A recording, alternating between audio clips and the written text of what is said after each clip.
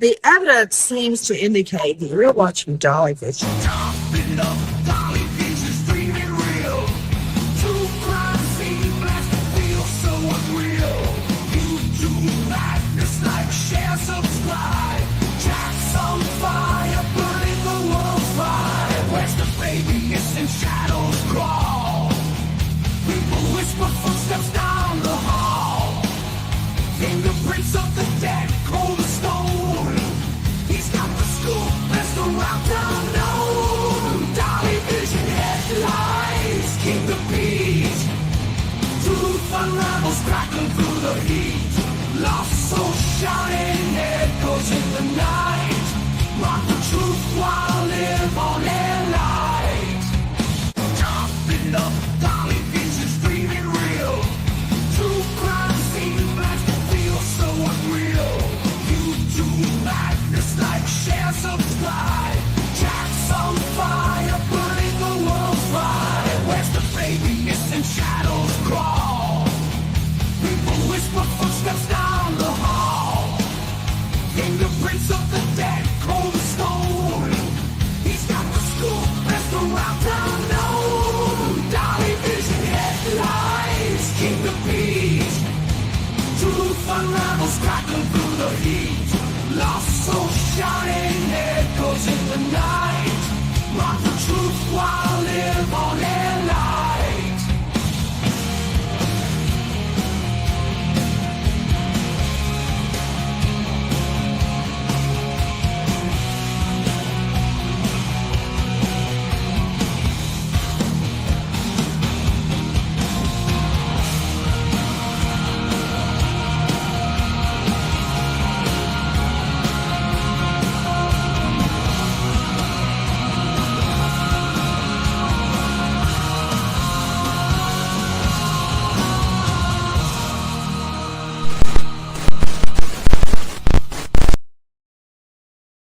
What up, YouTube? It is Dolly back in the house for some late night entertainment tonight.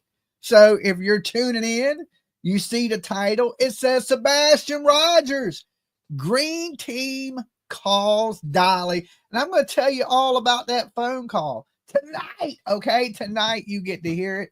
T-Rev trying to be Dolly at home and trying to steal Jlr'S girl. Okay, it's going to be a crazy night.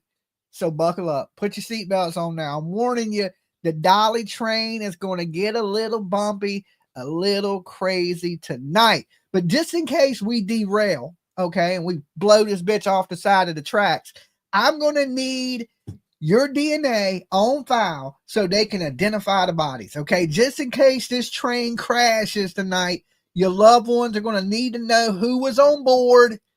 So go ahead and drop kick it, elbow smash it, headbutt that like button. And if you're brand new and this is your first time watching my ugly face, make sure you sub up, ring the bell. We're getting pretty close to 63,000 subscribers. Hard to believe, right? Hard to believe that many people watch the Dolly Vision channel. But hey, it is what it is. It is what it is. Okay, let's get into it. So how many people enjoyed their Easter? Okay, because I've been pretty busy. I haven't been doing a whole lot of lives. I've been covering the Karen Reed stuff during the day. Have a lot of stuff going on around the house. And, you know, we just celebrated the holidays, Easter. Jesus resurrected from the dead. I like to call it Zombie Jesus Day. Okay, that's when he came back as a zombie. But I got a crazy call on Easter. I thought it was the Easter Bunny, you know, telling me to hippity hop down the Easter trail, but it wasn't. It was something I couldn't believe. Me and PJ were getting ready to go to dinner with the fam, go out, eat, you know, the whole Easter thing, family stuff, right? Doing family stuff. And my phone rings. And it's coming from an area code. Usually I don't answer calls when especially not the show phone number, my personal phone number, okay, which I don't give that number out to nobody. There's a certain few YouTubers that have it because I've had the same number from a long time ago. So a couple people actually have my number from back in the day, And I see the phone ringing, and I'm in the car. We're on the way to go have dinner. And I look at the number, and I don't recognize the number. So I'm like, let me answer it. Okay, let me answer it. So I answer the damn phone, and you ain't going to believe who it was. You ain't going to believe it. You ain't going to believe who it was. I'm like, hello? And guess who was on the other line? It was none other than 1202 himself, aka TikTok Tony, calling me on Easter. Okay? I didn't know TikTok Tony was the Easter Bunny. I had no clue. Nobody told me. They said the man doubles as a PR person and the damn Easter Bunny. Okay? No clue. You know, he had his little ears on and his little Peter Cottontail, and he wanted to talk to Dolly. He's like, Dolly, this is Tony Mathis. And I was like, I was in my mind, I was like, what the hell is TikTok Tony calling me for on Easter? Maybe he's calling to wish Dolly a happy Easter. You know, maybe I don't know, he was short an Easter basket. I don't know what the hell was going on. And I'm like, what's up, Tony? He was like, well, Dolly, I've never reached out to you, but I just reached out to you today, you know, just in case you had any tough questions for me. I'll answer your tough questions. And I'm thinking to myself, dude, it's fucking Easter. You know what I'm saying? It's Easter. I'm with my family. I'm with my fam. You know, we're doing Easter stuff, right? I'm trying to enjoy the holiday. Every day I don't YouTube. I'm not a 24-hour YouTuber. Okay, I have a life outside of this YouTube shit, right? And now I don't know what made this man call on Easter. So I said, look, then he goes, I'm here with my wife and you're on speakerphone. He's with his wife and they want to call me on Easter and want me to ask them questions. Any tough questions I want, he said. He said, you want to ask any of the tough questions? I'll give you the opportunity. And I said to him, I said, Tony, it is Easter. Just in case you forgot, Mr. Christian man, okay, Mr. Man of the Lord. It's Easter and I'm with my damn family. What the hell are you doing calling me? All right. I was like, look, I don't have no problem talking to you, Tony. I said, but today's Easter. Could you call me back tomorrow? You know, like I'm busy. Like, you know, I don't know what you got going on Easter. And, you know, I thought he was supposed to be this alleged family man, right? But here it is. Dolly, the asshole, is out with the family. And this dude is calling me on Easter, wanting me to ask him questions about Sebastian Rogers. Listen, I deeply care about the safe recovery of this boy or his remains. But there's certain days that you let things go. Like there's days I don't talk about certain things. The holidays, Christmas, you know, Sebastian Rogers' birthday, I didn't talk about him. The 1 year anniversary of him missing, I didn't talk about him. You know, there's certain days you do other things. You know, real life is important. Not that Sebastian's not real life, but listen, it's been 15 months. If we don't talk about him on Easter or do, you know, family things every now and then, it's going to be okay. It's going to be okay. So he was like, okay, well, you have my number, which I have his number now. He's like, you can reach out anytime and just hit me back, right? So, I mean, I didn't know what tough questions, you know, one, I wasn't going to ask him anything on Easter because I was about to go to dinner. I didn't have time to really speak with him like that anyway. But you know, I was thinking to myself, I said, okay, I'll go online. I'll ask the viewers, what tough questions do you want to ask TikTok Tony? Right. But then, you know, I got some word today, you know, little Revy over here. You see his picture beside me with his little Keebler cookies, that he had put out a video on Jlr'S girl. And I was like, wow, that's crazy. Right. I didn't see that coming. So, and I was like telling people, I was like, well, I'll talk about that tonight. Right. So then I take a little nap because I was up early with you guys this morning and covering the whole Karen Reed stuff. So when I get up, PJ's like, Dolly, you ain't gonna believe this. TikTok Tony has been caught up in a scandal, a Ponzi scheme, that where he took part in a Ponzi scheme and made a bunch of money off of people. And here's the thing, people were saying that, you know, that lady Julie had dirt on Tony, okay? And Tony is one of those people they believe tries to get out there in front of that dirt. So he knew things were coming, and he was trying to do what he could do to, I guess, save face, right? You know, nobody's been more critical of TikTok Tony on YouTube than me. Now, I don't know why it took this man a year to try to get me off his back, because, you know, I've been the one that's been the most critical of Tony from day one. When he came in, I said, nah, I'm not feeling this shit, right? I'm not feeling this shit. Why is this dude come up out of nowhere? Why does he want to be Mr., you know, Christian man? T-Rev's blaming his recent arrest on the local soap makers from Turtle Island, but says he was not arrested, just pulled over, not based on my page and the info I have.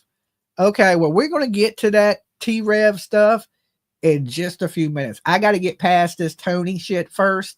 Okay, it's a crazy one today. I told you, buckle up, put your seatbelts on, It's gonna get a little crazy. We're gonna get to the little Keebler elf. Don't worry, his time is coming. So this whole Ponzi scheme, right? That Julie knew all these things about Tony, and Tony was trying to get out there in front of all this stuff. I mean, I don't know. I've just been very critical of Tony from the very beginning when he came in and he started trying to be the voice for a missing child.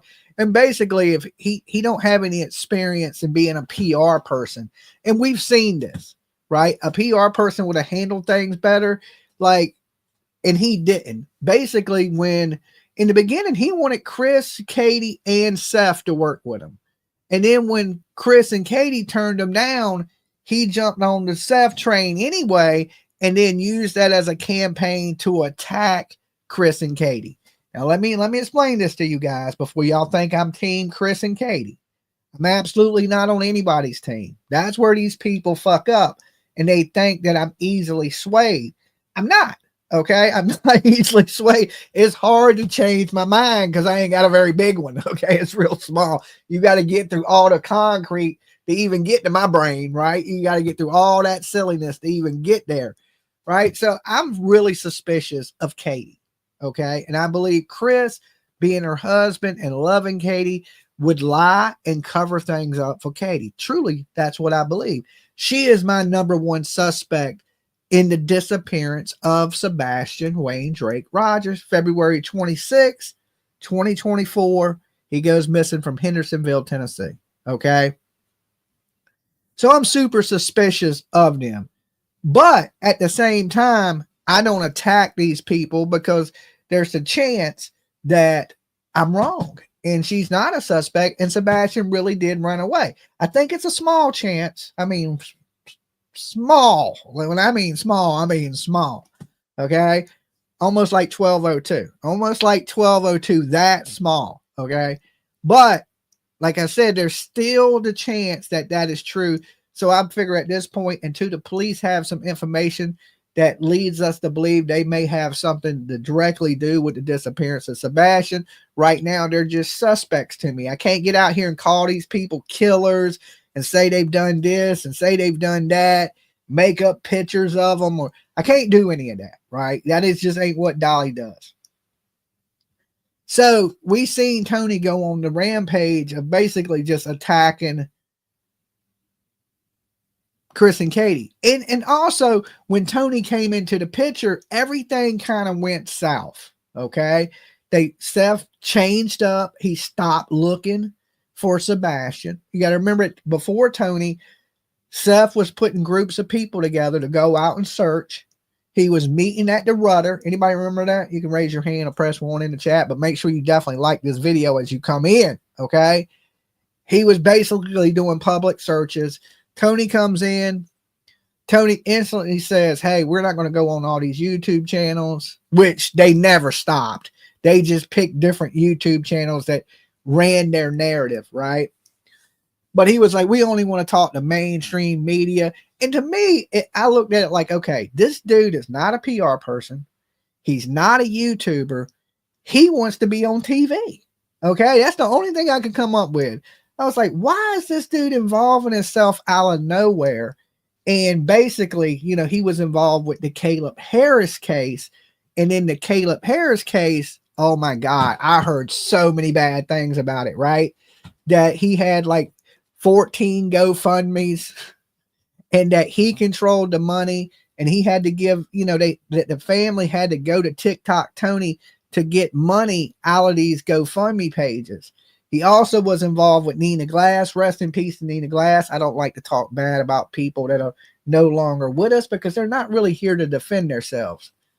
But according to some people, she wasn't the best person. She was a little bit of a scammer. So Tony comes in. He instantly needs money for Nina Glass. Okay. Nina's car's broke down. Her engine's bad. It ain't like she needed a tune-up or she needed a damn alternator or she needed a radiator. She needed a whole damn motor.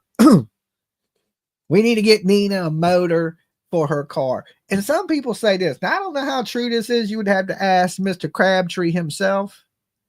I don't know. Right. But the rumor on the streets is that Crabtree forked up thousands of dollars to buy Nina Glass a motor. Okay.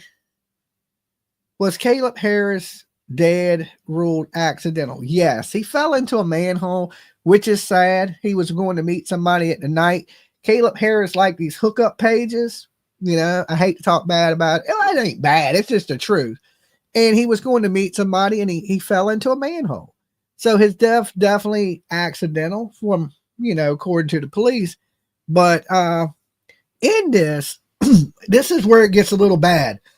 Tony knew the father of Caleb Harris. That's why they let Tony get involved. He never had any experience of being a PR person outside of that. Okay.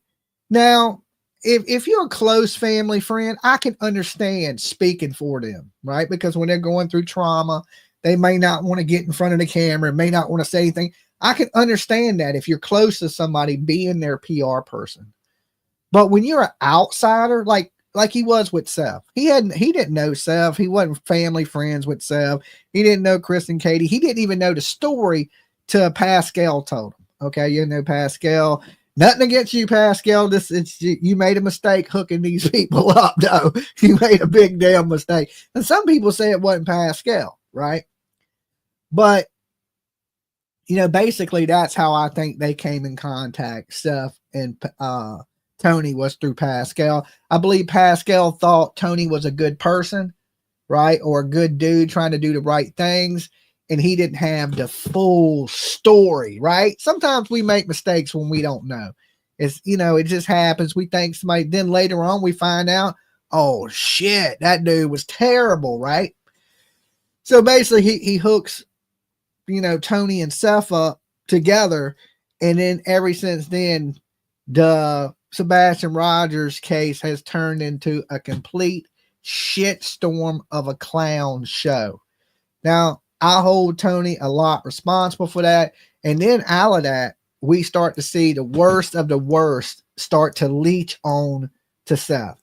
You got your Bullhorn Bettys. You got your Monkey Boys, right? You got Nick. You got Hung. You got Dog. I mean, all these people came out.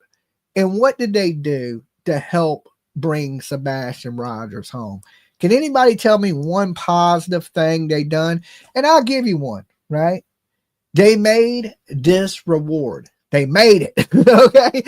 I ain't saying it's real. I'm just saying they made it. They made this $500,000 reward, right?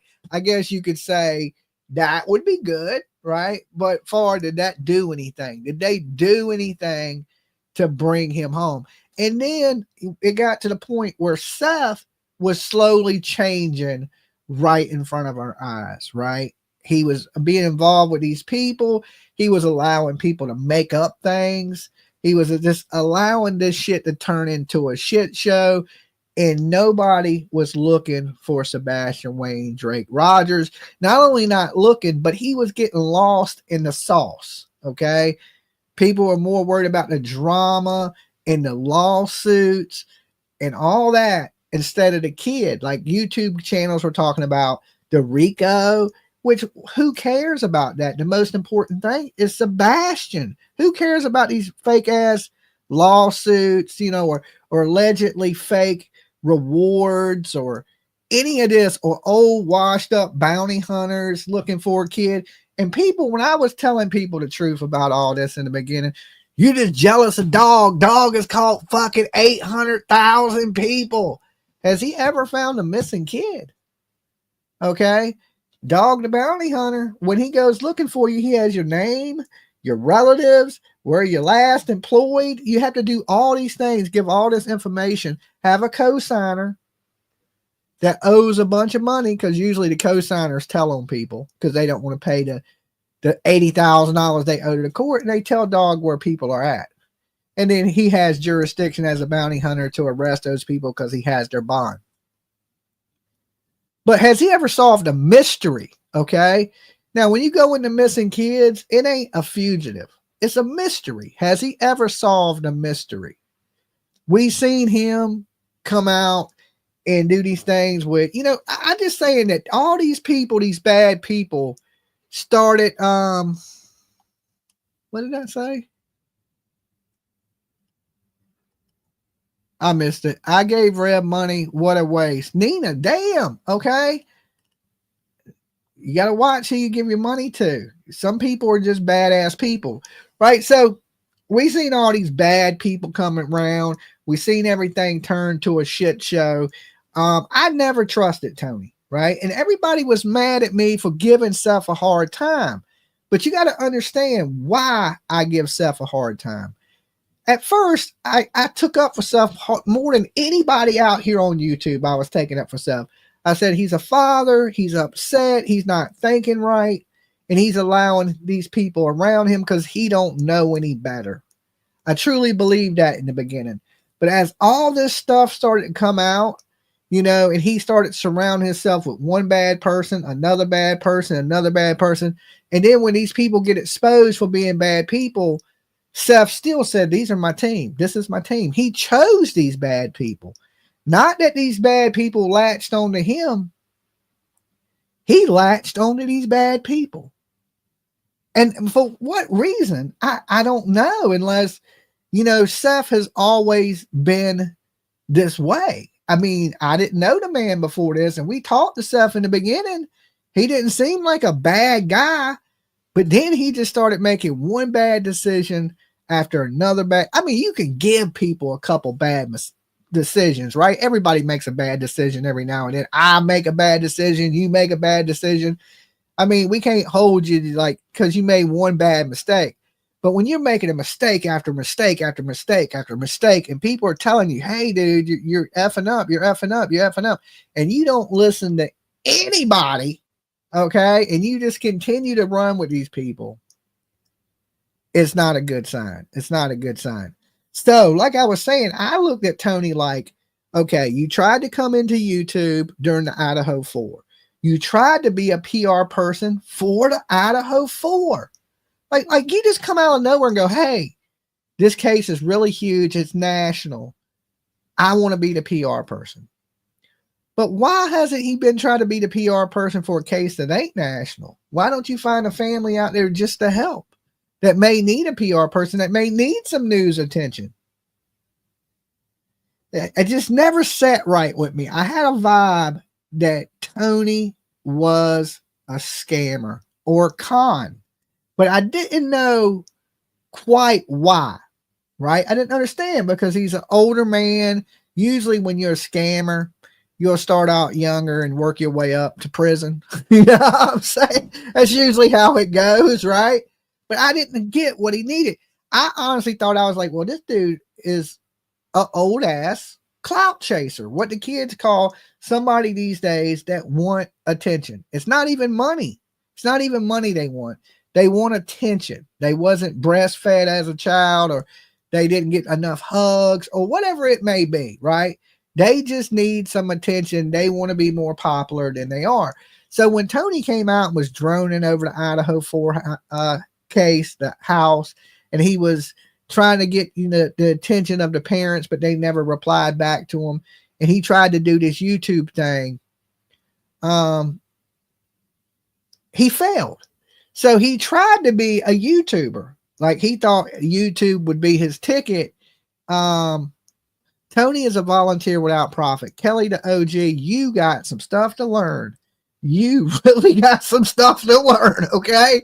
We're going to get to his scamming and scheming here in just a minute. I'm working my way up to it. So he pretty much failed in that aspect. And then, of course, like I said, he knew Caleb Harris is dead from selling cranes. So he was able to attach himself to that name, which was a national case. Now, this is one of the reasons I believe that, he got the attention of Pascal, because it was that case. And of course, without Riley Strain, that went missing down there in Nashville, which fell into the river, I don't think Sebastian's case would have been that big, okay? As big as it is now, without Riley Strain. I'm one of those people that believe everything happened for a reason. Riley Strain blew up. The Raging Cajuns were down there faking the funk, is what I like to call it. They're faker than TikTok Tony. Okay, they were the first scammers. All right, these people scam legitimately. They're a non-profit organization that is not worth the fucking nothing. Okay, worth nothing. With Dolly, smiling face with hearts emoji. The Blessed Express. Steam locomotive emoji. Speedy emoji. Speedy emoji. Thank you for entertaining me while I'm at work. Kissing face emoji. You're welcome, Sweet Jones. So thank you for being here with us. Dolly gotta eat. Okay, Dolly gotta eat. Revy gotta eat. I gotta feed little Revy too, right? Because apparently he ain't eating good these days. So Dolly's gonna have to look out. He got them rental car fees. But hold on, let's don't get too sidetracked. We're gonna get the little Revy and all that, right? So anyway, he kind of failed as a YouTuber. Sebastian Rogers got all this attention because of Riley Strand. Now, usually, like I said, I don't think runaway kids, for the most part, get a lot of attention.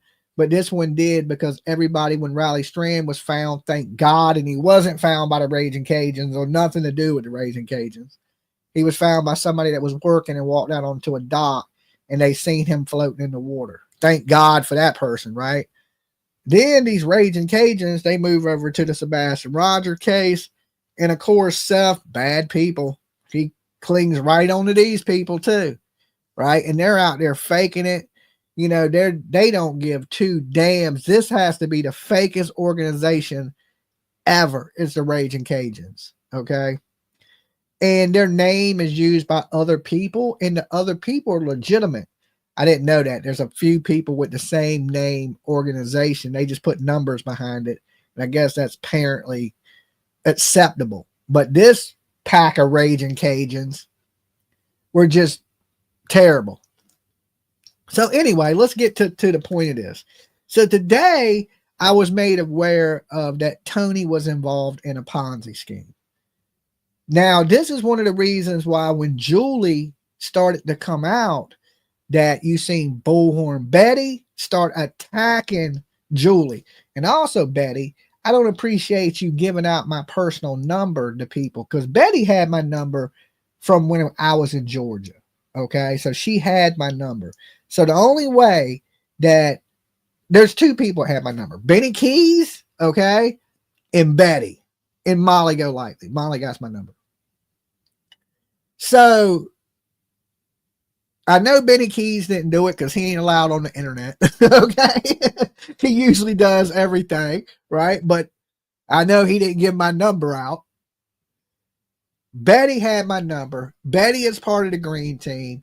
So TikTok Tony was able to get my number from Betty. So if anybody wants Betty's number, y'all just let me know. Okay. Y'all just let me know, and I'll make sure I give it to you, because she don't have no problem giving out my, thank you, Paula, for being a member. she don't have no problem giving out my damn number, right?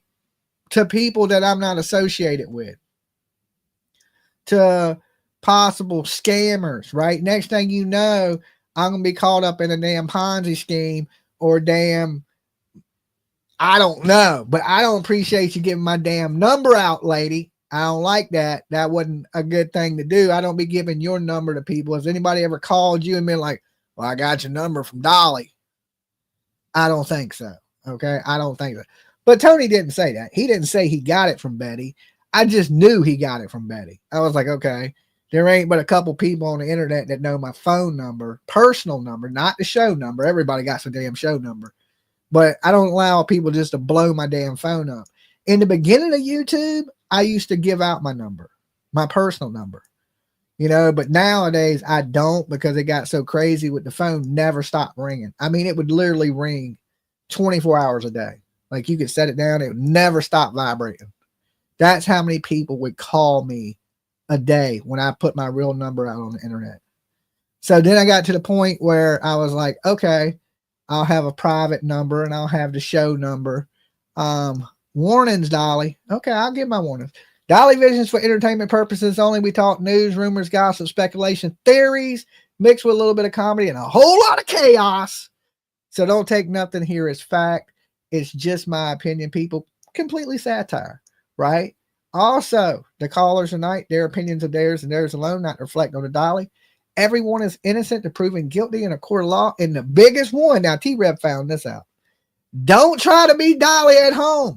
It is dangerous, okay? It is dangerous. Your head could explode and you can end up a DoorDash delivery driver. And you don't need that in your life. You don't need it, okay? So don't try to be me. So Julie came out with the stuff about, and I know some people don't like the lady Julie. That's perfectly fine. But I knew she knew something because of how crazy Seth started acting, how crazy Betty started acting, how their whole team just went into a panic soon as she flipped on them and became a deserter. Now we've seen that with the Yada lady and all these damn different deserters of the green team.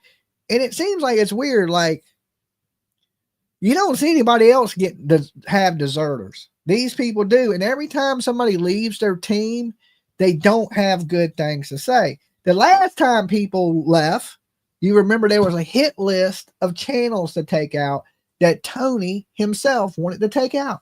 You know what I find so weird was Dolly was a main player on their hit list. Okay. We got to take Dolly down. Okay. We got to take Dolly down. But yet you're calling me.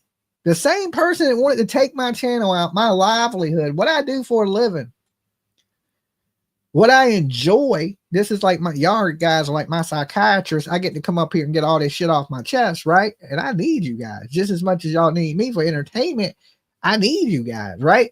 But he would willing to take that away from me and try to destroy my channel, which I feed my family with. Okay. But then want to call me and want me to ask him questions. I don't understand that. I don't really understand that. You know, why now?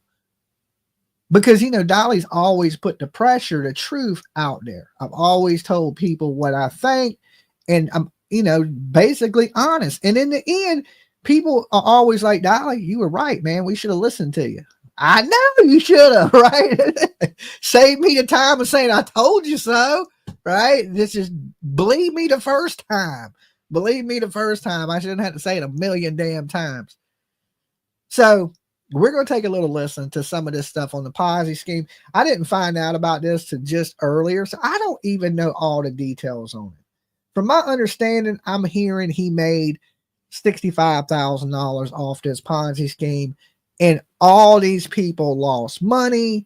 And of course, in the beginning, we heard he was being sued by multiple people, his wife changing her name, and just different things like that, and them moving around to avoid these lawsuits. And not good. And I just had that vibe from the very beginning. In the beginning, I didn't know what he done. I just didn't like him straight up because how he was trying to speak for another grown man and telling another grown man when he could talk. I didn't like that.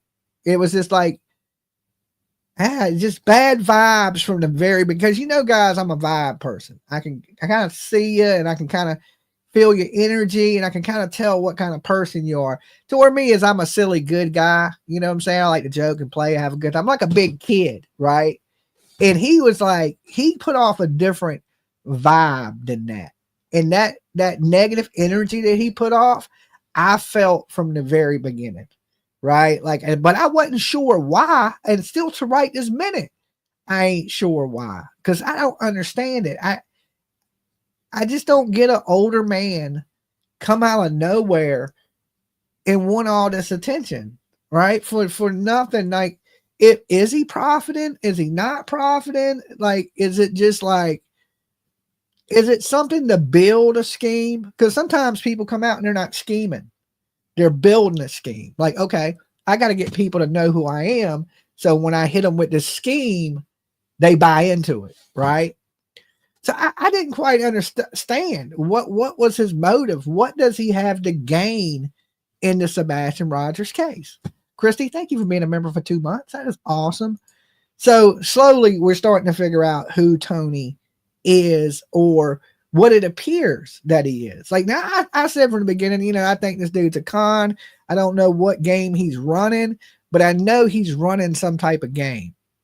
So we're going to click over, watch a little bit of this video. It'll explain the Ponzi scheme and how he's caught up in it a little bit.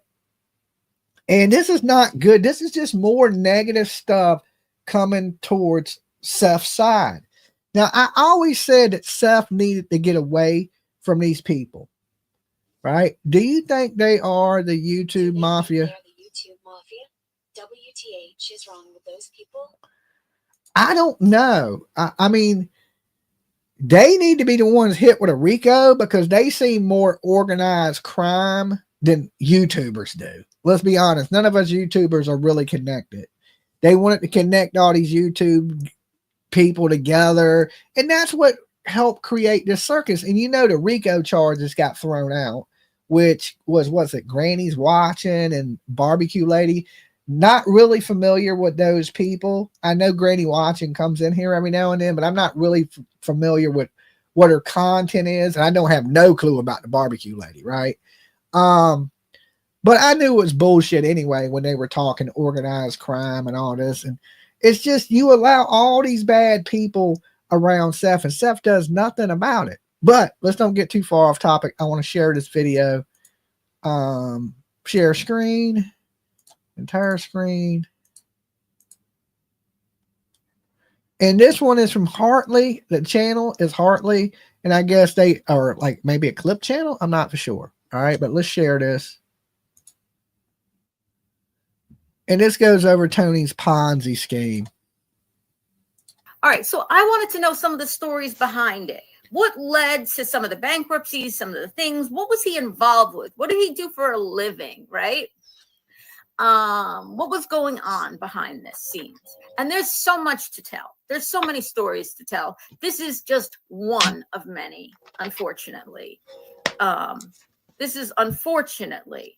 I take no pleasure in reporting these things and telling you about this man who has befriended Seth, and Seth has become his, Seth has been relying on him for emotional comfort and help in numerous ways and logistics and things like that, right? Cool money.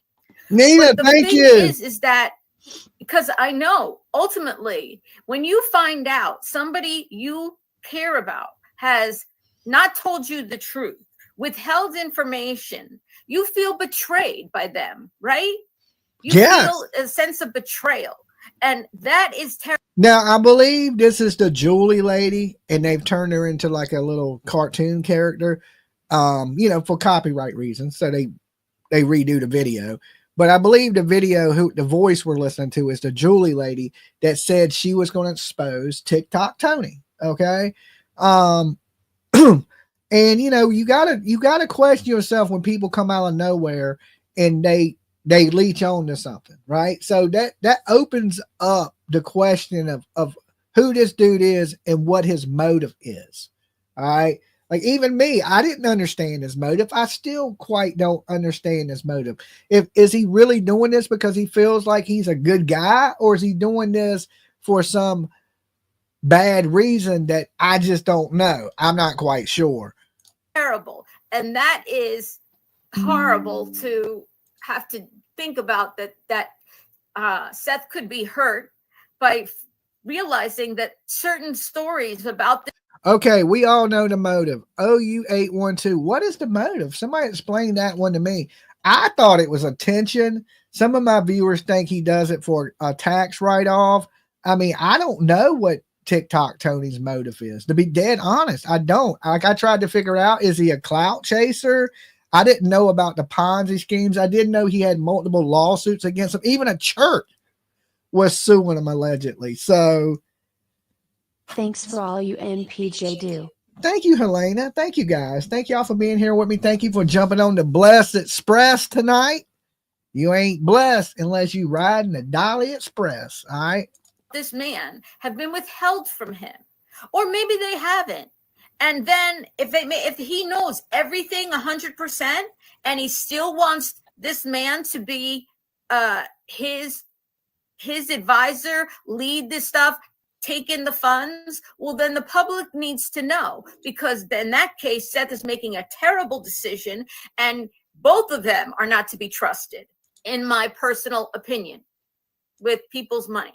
But I have no idea if Seth knows any of this stuff or not. I have no idea.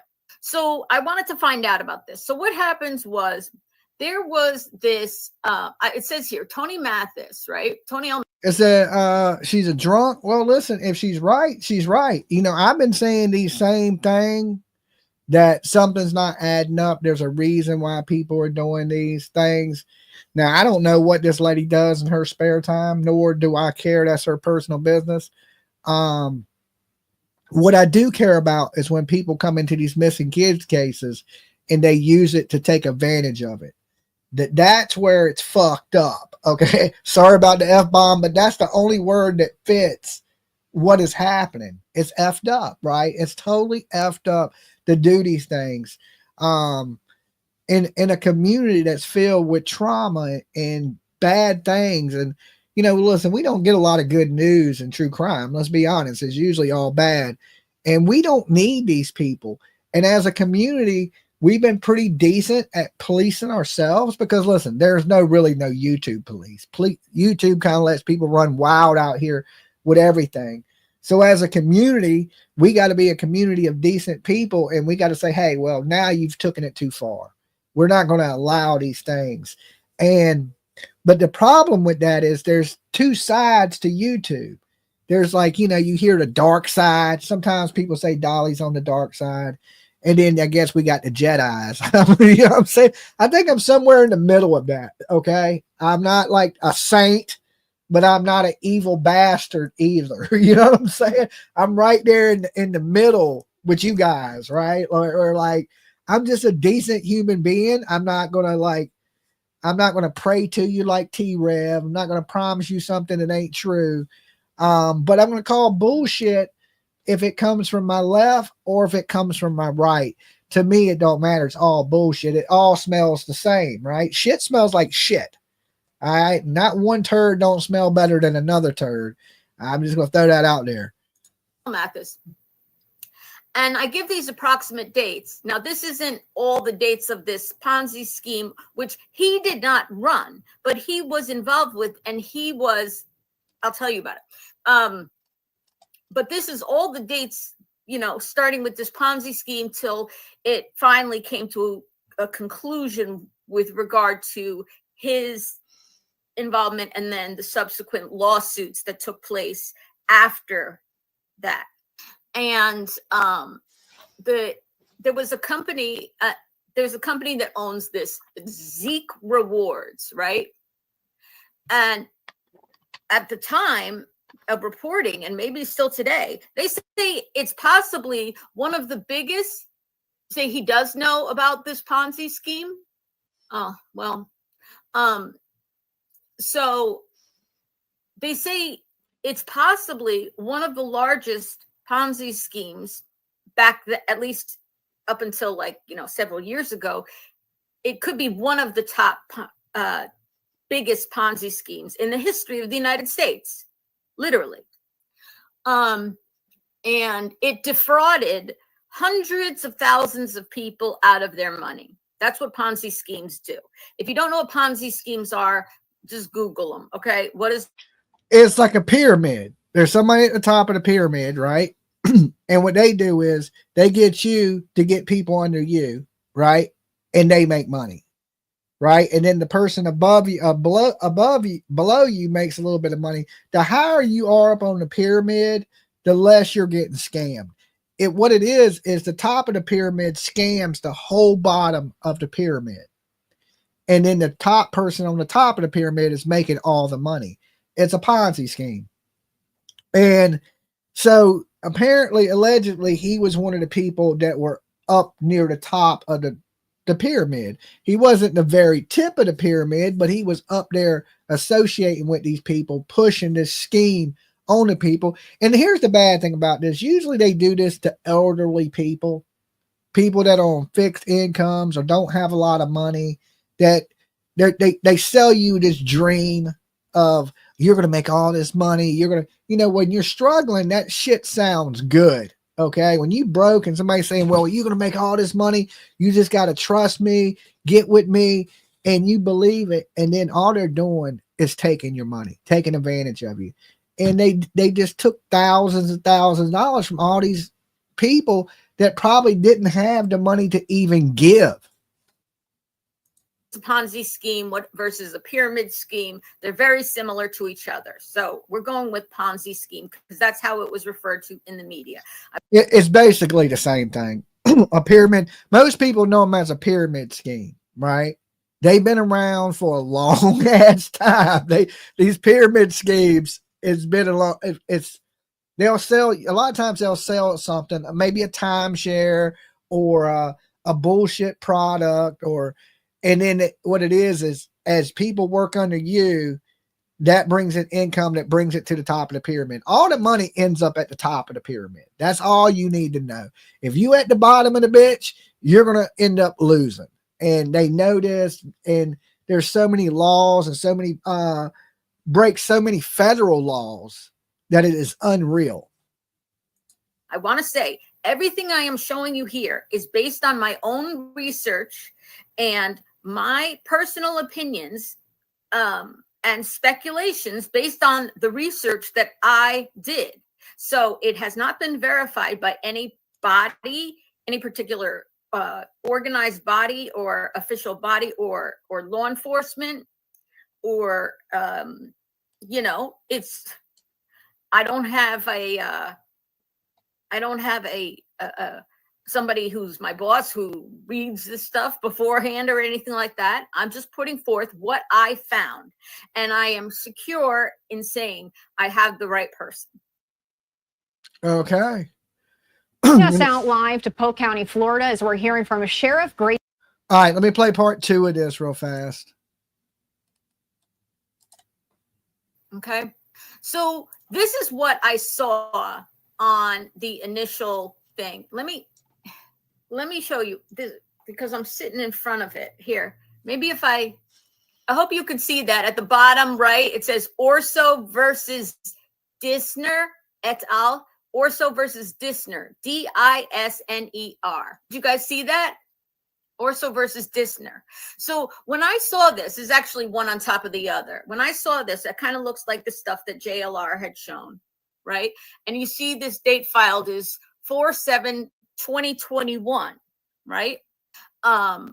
This took place in Oklahoma, and I highlighted in red. This is my thing. What I highlighted. Another great Tony Lee thumbnail, Mathis, right? And that's a case ID. But when I saw this, Orso versus Dissner, D-I-S-N-E-R, I was like, well, what the hell is this? So, my research allegedly. Okay. And I was like, what is this? Because I'm like, this doesn't, like, usually with like a bankruptcy or something like that, or a court case, you could see the filing party and the plaintiff and the defendant, and or you could see it's a bankruptcy, or you could see, let's say it's a mortgage company or something like that. But this is referring to another court case, right? It's got Tony's name on it, but yet the case title is referring to a court case that his name is not part of, right? His last name's not Dissner. So I was curious, what is that, right? So I wanted to find out, what is it? And what is this case? So so I started researching, what is this case?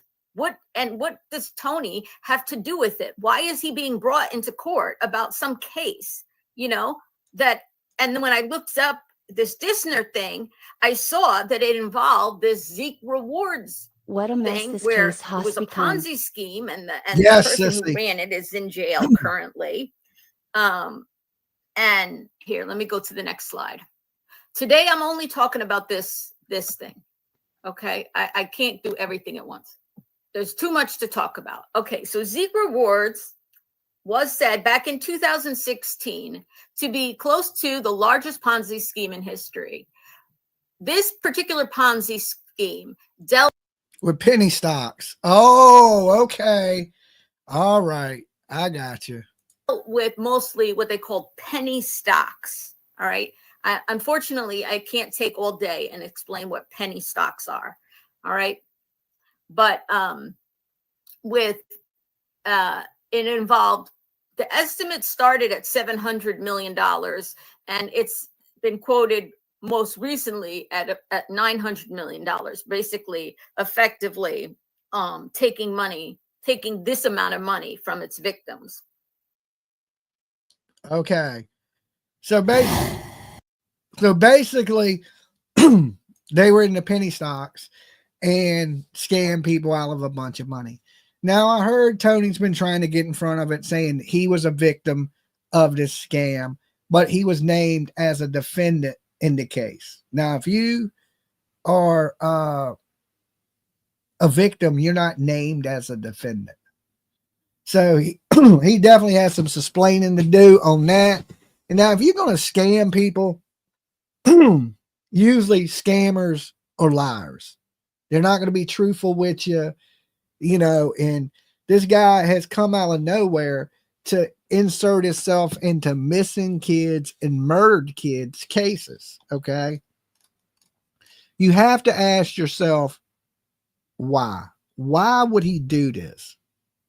Tony is a used car salesman from way back. Yes, but what?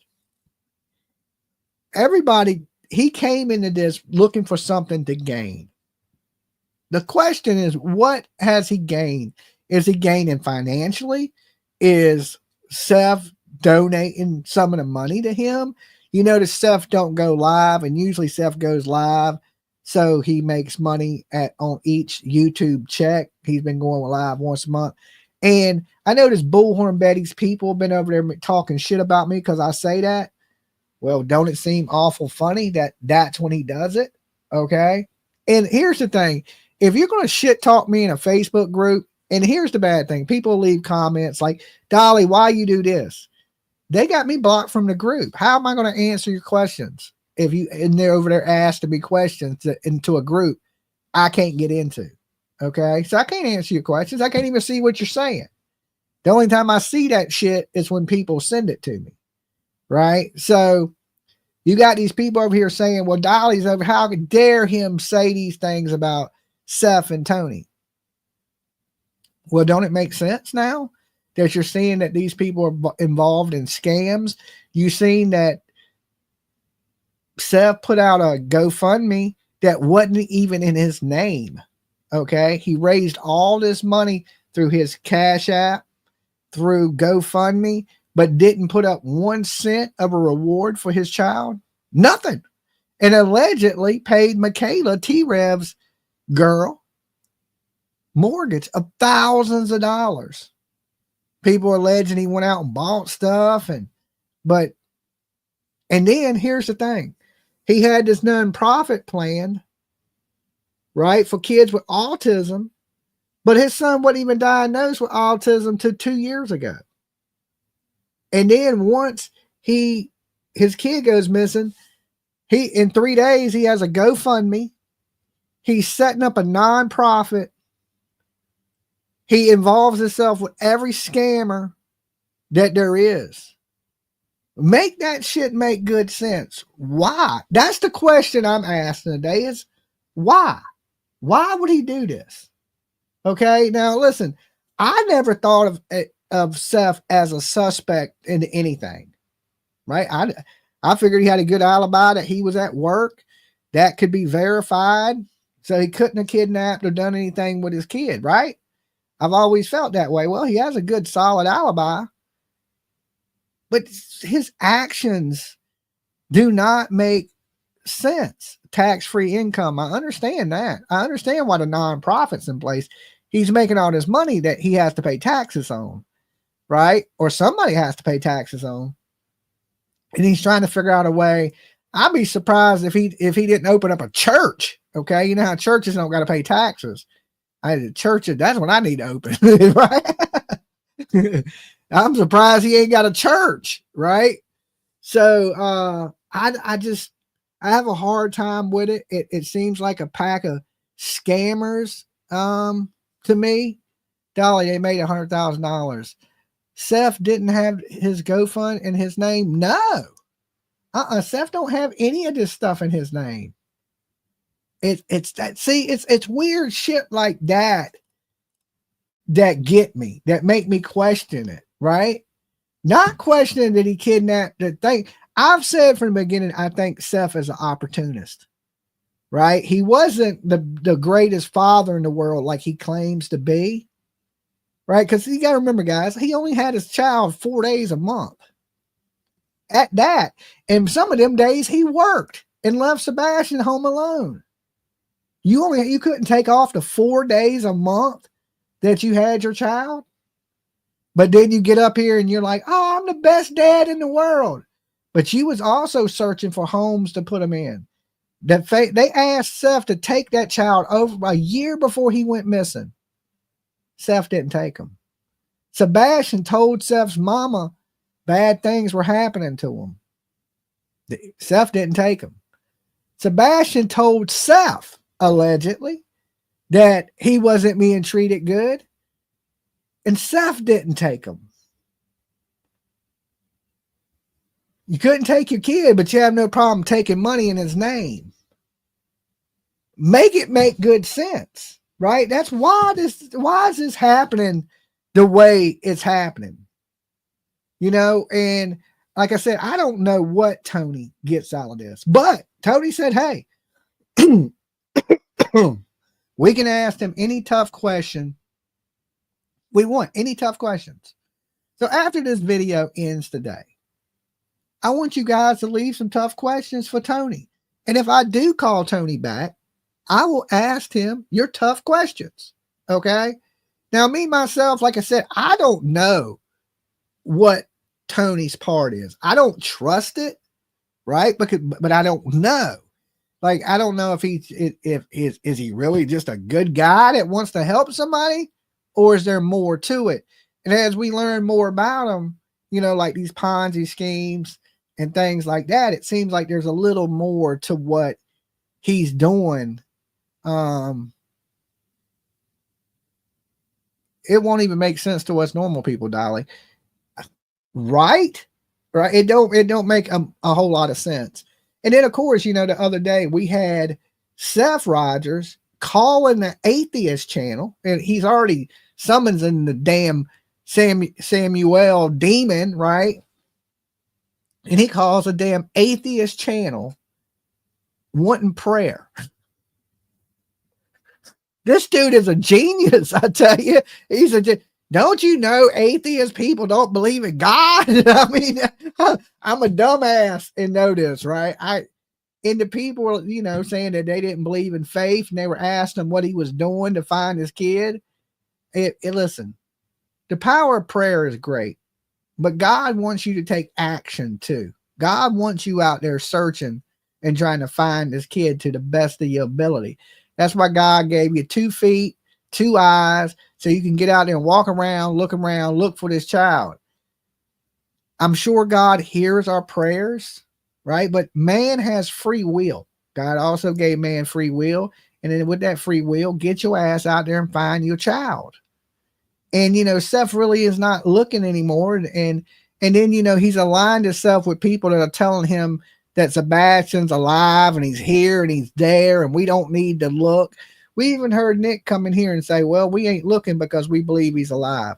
They have it in their phone call saying that they don't believe this kid is in Tennessee. What proof do you got that this kid is not in Tennessee?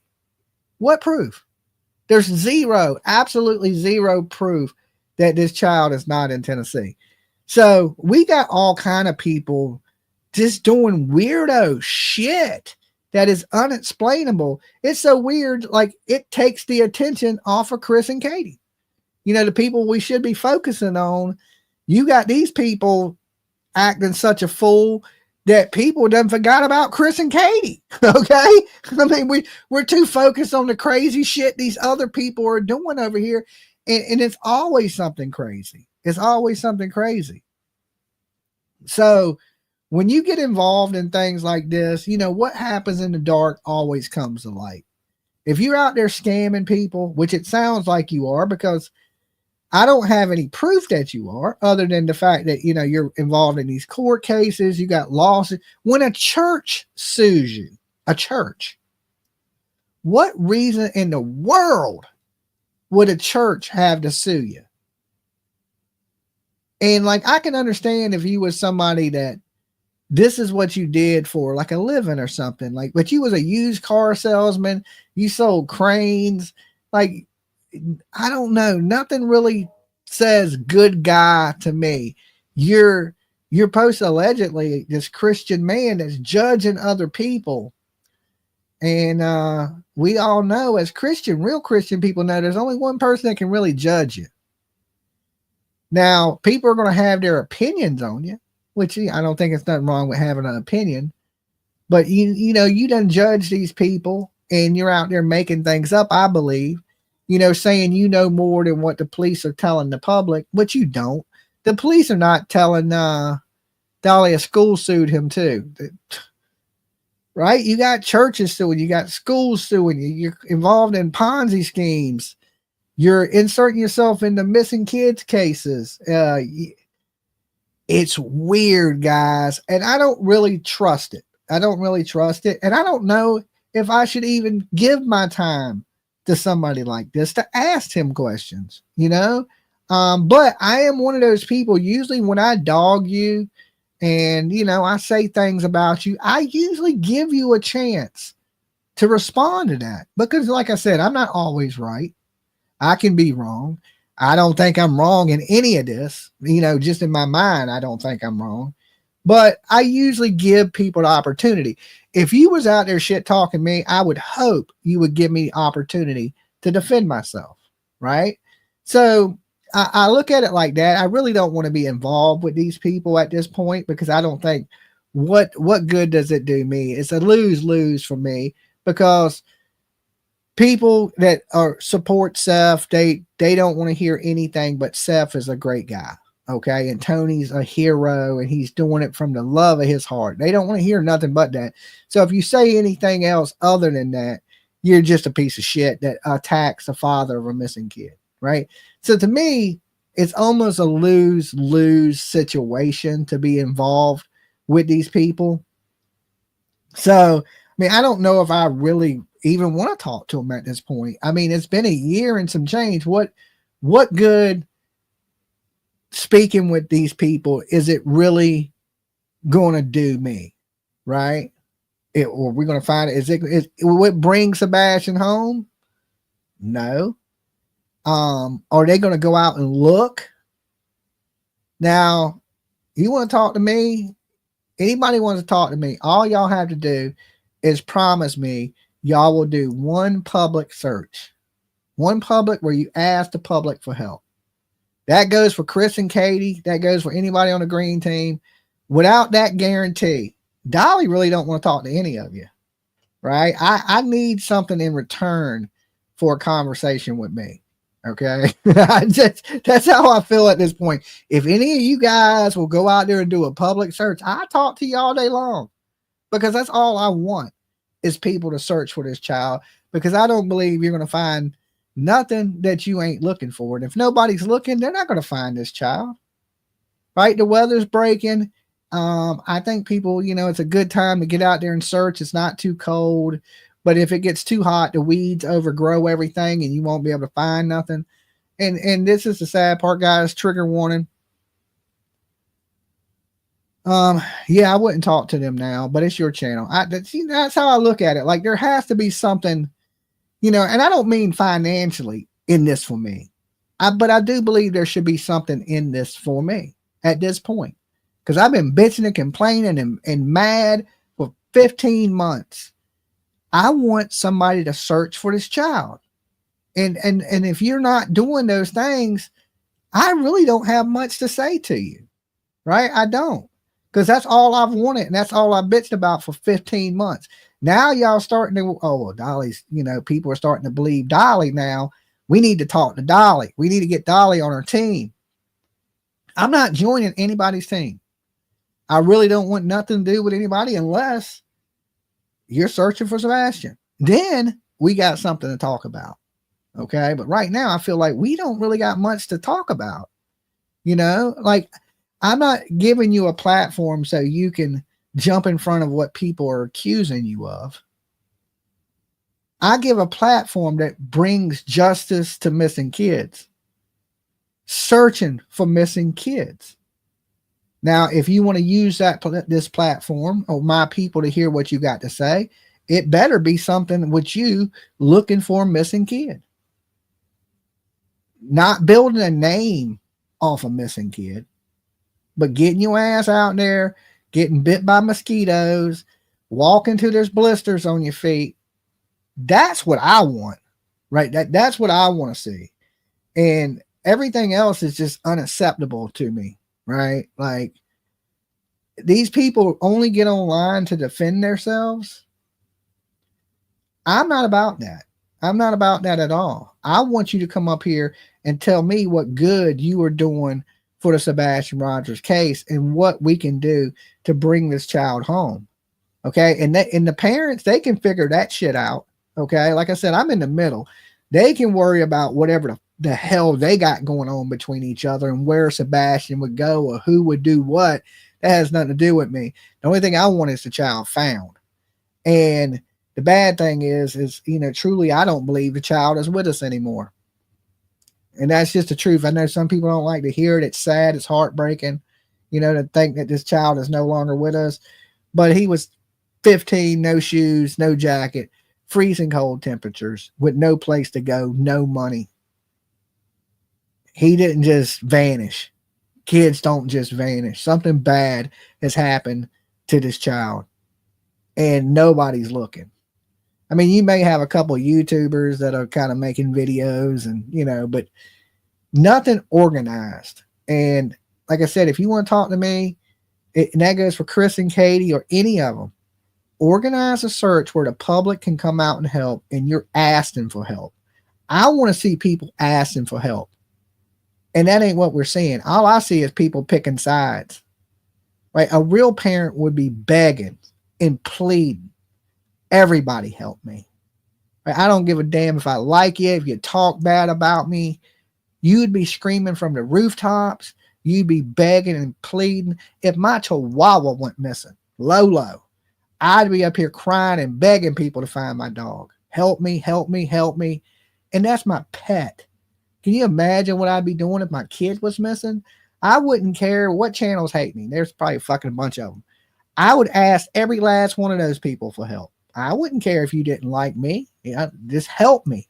You ain't got to like me to help me. So if you don't bridge the gap, and a good PR person would have, this goes back into Tony, would have tried to bring people together for the benefit. Well, let's put some of this shit to the side. Our personal opinions on each other don't matter. Let's get this kid home. A good PR person would have done that. They wouldn't have divided people. And as a PR person, Tony, you have failed. Okay. I hate to tell you, I know you want to talk to me and I ask you tough questions, but listen, bro, you failed. You failed as a PR person. You've done the exact opposite of what a PR person should have done. And you were there to bridge the gap. And all you did was pour gas on the bridge. That's it. You helped burn it down. You helped make these teams. And now look where it's at. Sebastian's still gone. It's just an attack, or made up stuff. So I don't know what to say. I don't know what to say on that one. Now, with that said, let's get into little T-Rev, Mr. Rev Allen himself, the garden gnome. Okay, now it's time. We're going to switch gears to the garden gnome himself. Hold on. Brady Judd on the Let me shut some of these windows I got open so I can pull this video up of Mr. T-Rev. Okay, y'all may know T-Rev. He was a YouTube creator that covered the Idaho Ford, just like TikTok Tony. I just got home from Hendersonville 10 miles uses ago. Not one billboard did I see. So who is searching? Why if they have money, no signs? Yes. You know, it's, you know, where does that money go? You know, listen, it ain't about money to me. If people were looking, like, let's just say Seth was out there looking and they were out there putting organized searches together, I would say, hey, donate all the money you can to Seth and Tony. I know I got back sidetracked on this, but I want to touch on this money thing because a lot of people think I'm mad about them making money. I'm not mad about them making money. Listen, everything I got, I own. My life is not going to change if they got $1 billion or if they got no dollars. I'm still going to sleep on a Mr. Pillow. I'm still going to live my life no matter what. I don't care about the money that they get if they were doing good with the money. Okay. I don't like that they take advantage of people and then really the money's not going to help find Sebastian Rogers. Has any of the money donated to Seth or to any of that green team helped bring Sebastian home? They're not searching. They're not looking. Right? What did they do with all the thousands and thousands of dollars that they raised on the name of Sebastian? And let me tell you this, Sonya, Bullhorn Betty's little bitch. You dare come out your mouth and speak on me why you sell shirts with Sebastian Rogers' face on it to make profit, you know, shitty shirts. Like, you want to post some shit about me in a Facebook group, but yet you're the one off there profiting off of that kid's face, selling t-shirts with his face on it. Does any of that money go to Katie and Chris? Right? So to me, for you to come out your mouth and say something about me is unbelievable. Unbelievable. While you sit out there and sell this kid's thing and promote your t-shirt business off of this kid's face. Do you see me selling t-shirts? I own a t-shirt business. Do you see me selling Sebastian Rogers t-shirts? So for somebody to sit out there and want to say something, well, he said this and this, well, you're out there profiting off his child's face. You ain't kin to this child. And if you're going to sell something with this kid's face on it, don't you think all the parents should get a cut of it? Or just the parent you want to get a cut of it while you profit off of it? So there shouldn't be no t-shirt shop out here selling t-shirts with Sebastian Rogers' face on it without the money going to all the parents. Katie should be getting a cut and Seth should be getting a cut. Them are the parents of that child. But you're going to sell a shirt with his face on it that nothing goes to Katie. Don't you realize that is Katie's kid too? Now I know what you're thinking. Katie's a suspect. But what if she don't have nothing to do with it? So, and then the only two people making money off Sebastian's face is you, Bullhorn Betty, and Seth. That is fucked up. Okay, that is so. Before you say something about me, you better look your ass in the mirror and realize, hey, you making money directly off this child's face. Now, do I make money on YouTube? Yes, because I talk about a bunch of different shit. I'm going to make money no matter what I talk about. I could be talking about Legos right now or any fucking thing. I'd still get super chats. I'd still make ad-cent revenue. I am not directly making money off this child's face, putting it on t-shirts and selling it. So to me, that is scumbag shit.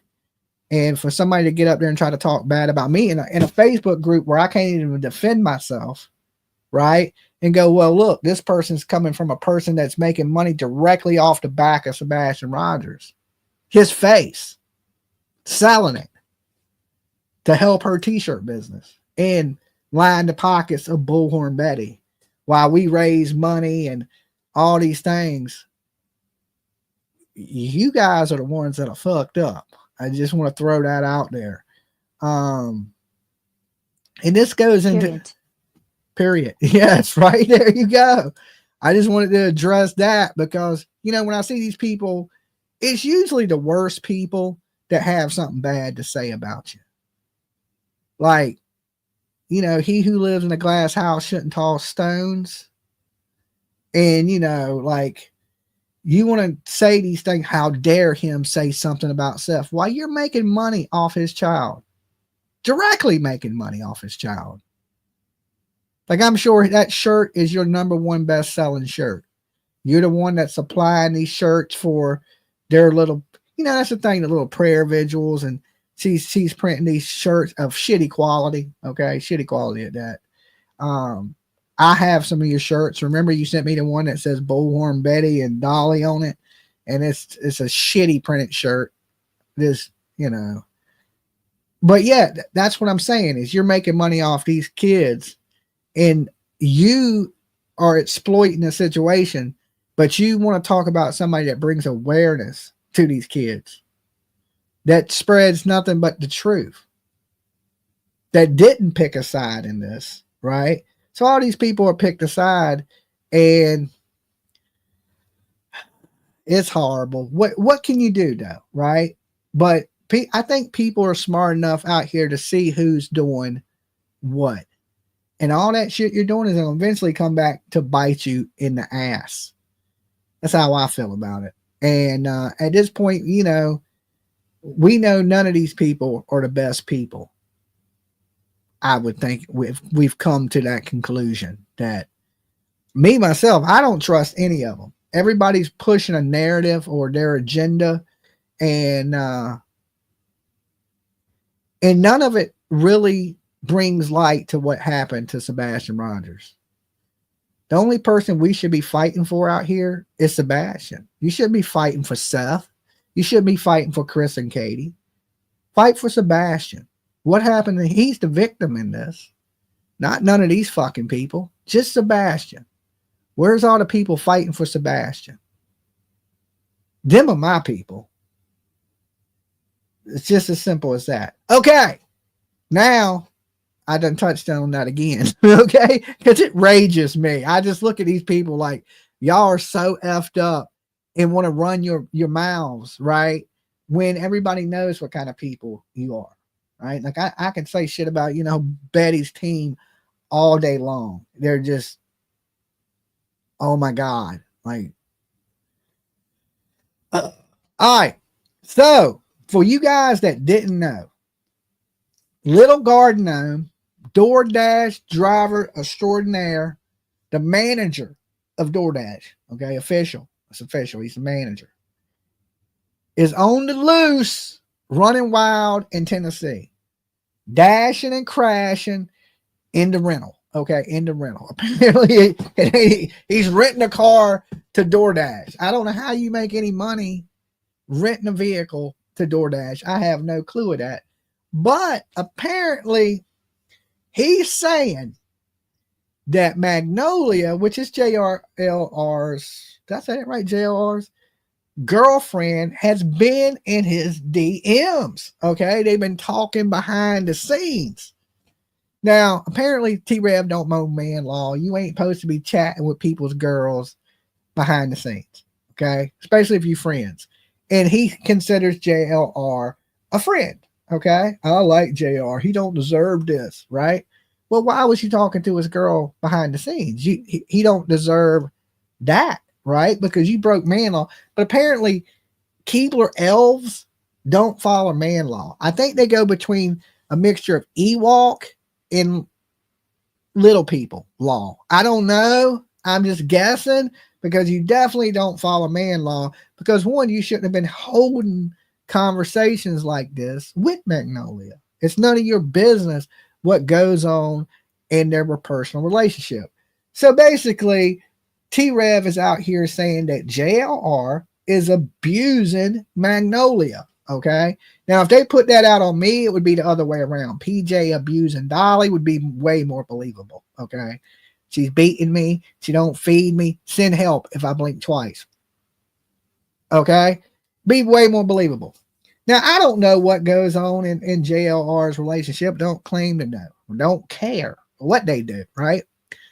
But he's saying that Magnolia was hitting him up, trying to get up with him, sending him pictures, you know, a couple of nude, little titty here, little titty there, little titty, right? Who knows? I don't know. But he's claiming that Magnolia was trying to get up with him, that she's with JLR for the money, okay? And that JLR had been strangling her, okay? And I ain't talking about the freaky deaky kind. And she had been sending pictures of, I guess, bruises on her to T-Rev. Now, listen, T-Rev, if you really thought this was messed up of Magnolia, you would have instantly told JLR, hey, JLR, your girl's been hitting me up. But you wait till your channel tanks and you need some attention and you're like, oh, I'm going to expose this and I'm going to expose that. Well, if you really cared about that man's feelings or what was going on in his relationship, you wouldn't have waited a year later to go, oh, yeah, by the way, your bitch was hitting me up behind the scenes.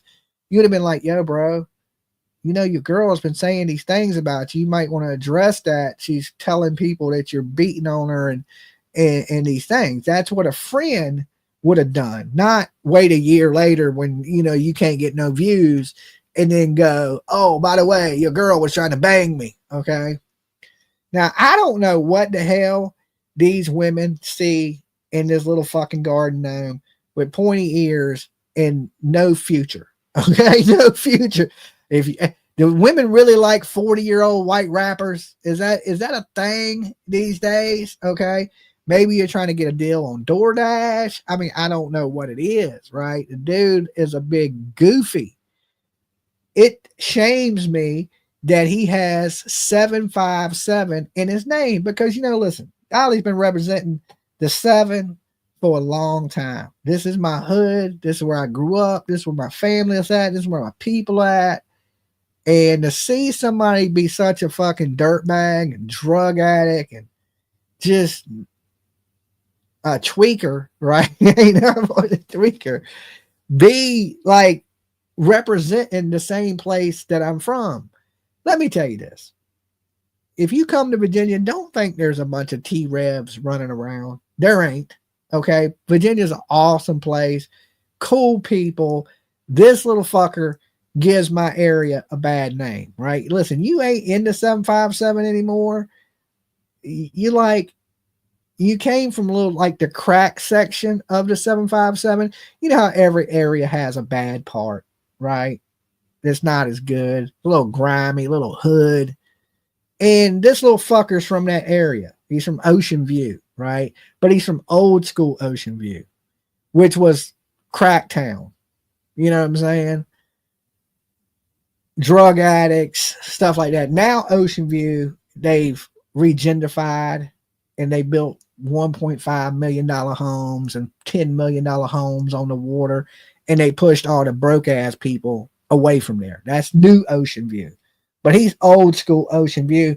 And he's just a little Keebler elf that used to live in a tree in Ocean View. That's it. Making cookies. Making cookies. That's why the thumbnail, you see him with his little Keebler cookie, right? And his little DoorDash. He is now in the 615 Nashville because Jelly Roll told us. Oh, Lord. Oh, Lord. So a lot of people have been exposing T-Rev, especially the ladies, that, you know, apparently he likes to, you know, try to get money from people and use, I don't know, he just seems to manipulate people and make people feel sorry for him, and just to try to make a few bucks. Like, I'm surprised Super Tears ain't came. Fuck Dolly, right? Fuck Dolly. Yeah.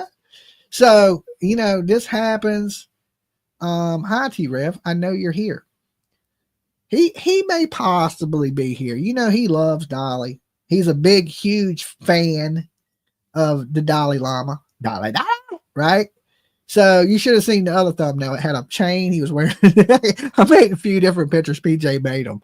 She made the thumbnail. But he had a chain on it. It was my face on the chain. That shit was too funny. But I like the Revy Island one better. You know what I'm saying? Because all it is, you know, he basically copied me and JLR. He took a little mixture of my call-in show and tried to, you know, he would steal what JLR was talking about, but he took my concept to do it with, right? Like, you know, I've been doing this call-in show shit for, well, like in true crime for over 3 years, and in general on YouTube for years, like almost 7 years. So like I've been around way before T-Rev. Before T-Rev was even like in the beginning, he was trying to, you know, sit on Upchurch's lap and trying to be like a country rapper, but ain't from the country and all that. He was just doing silly shit. He didn't do true crime. And I think he found me through Upchurch. And then I think he said, okay, well, look, this concept works, the live call-in shows, the true crime stuff. And he just copied it. He just basically copied what I did, but he didn't heed the warning. Don't try to be Dolly at home. It's dangerous. But he got greedy, right? The words, I don't get greedy. To me, it don't matter if there's 1,000 people in the room, 400. Like today, I streamed all day for 500 people. Right? So it don't matter to me if there's thousands of people in the room or just a few hundred. I know each topic's going to have different amounts of people. Whoever's interested in that topic is going to watch. And if you're not, you're not. Like a lot of people don't watch the Karen Reed stuff. They're not interested in it. That don't mean I'm not going to stream it. It just means that a lot of people are not interested in it. So to me, it's never been about the clicks and the views. It's always about the story that interests me. I just talk about things that I'm passionate about, that I'm into. And if people like it, awesome. That's great. If you don't, I'm still going to talk about it because I like it. It's, you know, when I come up here, I usually come up here to clear my chest and talk about things that I enjoy. And hopefully some of you guys enjoy it. And some things I talk about, y'all have no fucking interest in. It don't, to me, it don't matter. Either way, I'm going to talk about what I want to talk about. But you can tell when somebody really does everything for the clicks and views. Because, you know, let's be honest. If I was up here saying free Karen Reed, there'd be 2,000 people in my chat room. But I'm not up here saying that because that ain't the truth. That ain't how I feel. So if I wanted the views, he would have had Karen Reed calling his show, fake Karen Reeds and shit. And that's what did T-Rev in, is he got greedy. He wanted more and more. He was doing good copying me, right? But he wanted to do better than that, you know, because you still had me up here. So he wanted to do better, and he started fabricating phone calls. That was the death of him, right? I think people were looking for a reason to cancel him anyway. I don't know why, but I think they were. I've always said the only person that can cancel Dolly is Dolly. You can hate me. It ain't going to make a difference. I'm streaming until I don't feel like streaming anymore. The only person that really can cancel me is me. And I truly feel like that. And I didn't think the whole canceling a person was a real deal, a real thing, until T-Rev. I learned something from T-Rev. Don't do no snaky shit because people can cancel you. You literally got canceled. You went from being a legitimate channel that people actually thought was all right to being a low cow. and if for you guys that don't know what a locale is, a locale is just somebody people laugh at. Okay. Like they only watch your content to laugh at you. Like you're just basically a joke. So, but people figured you out quickly. Thank God. And I hate to have to look at you for much longer than we had to. And it was like, you know, we got to listen to true crime and 37 of your rap songs. Oh my God. And you're a shitty rapper. Okay. So it was almost torture. You know, what did you make an album? Like 3 people bought it. I hope Upchurch has learned his lesson.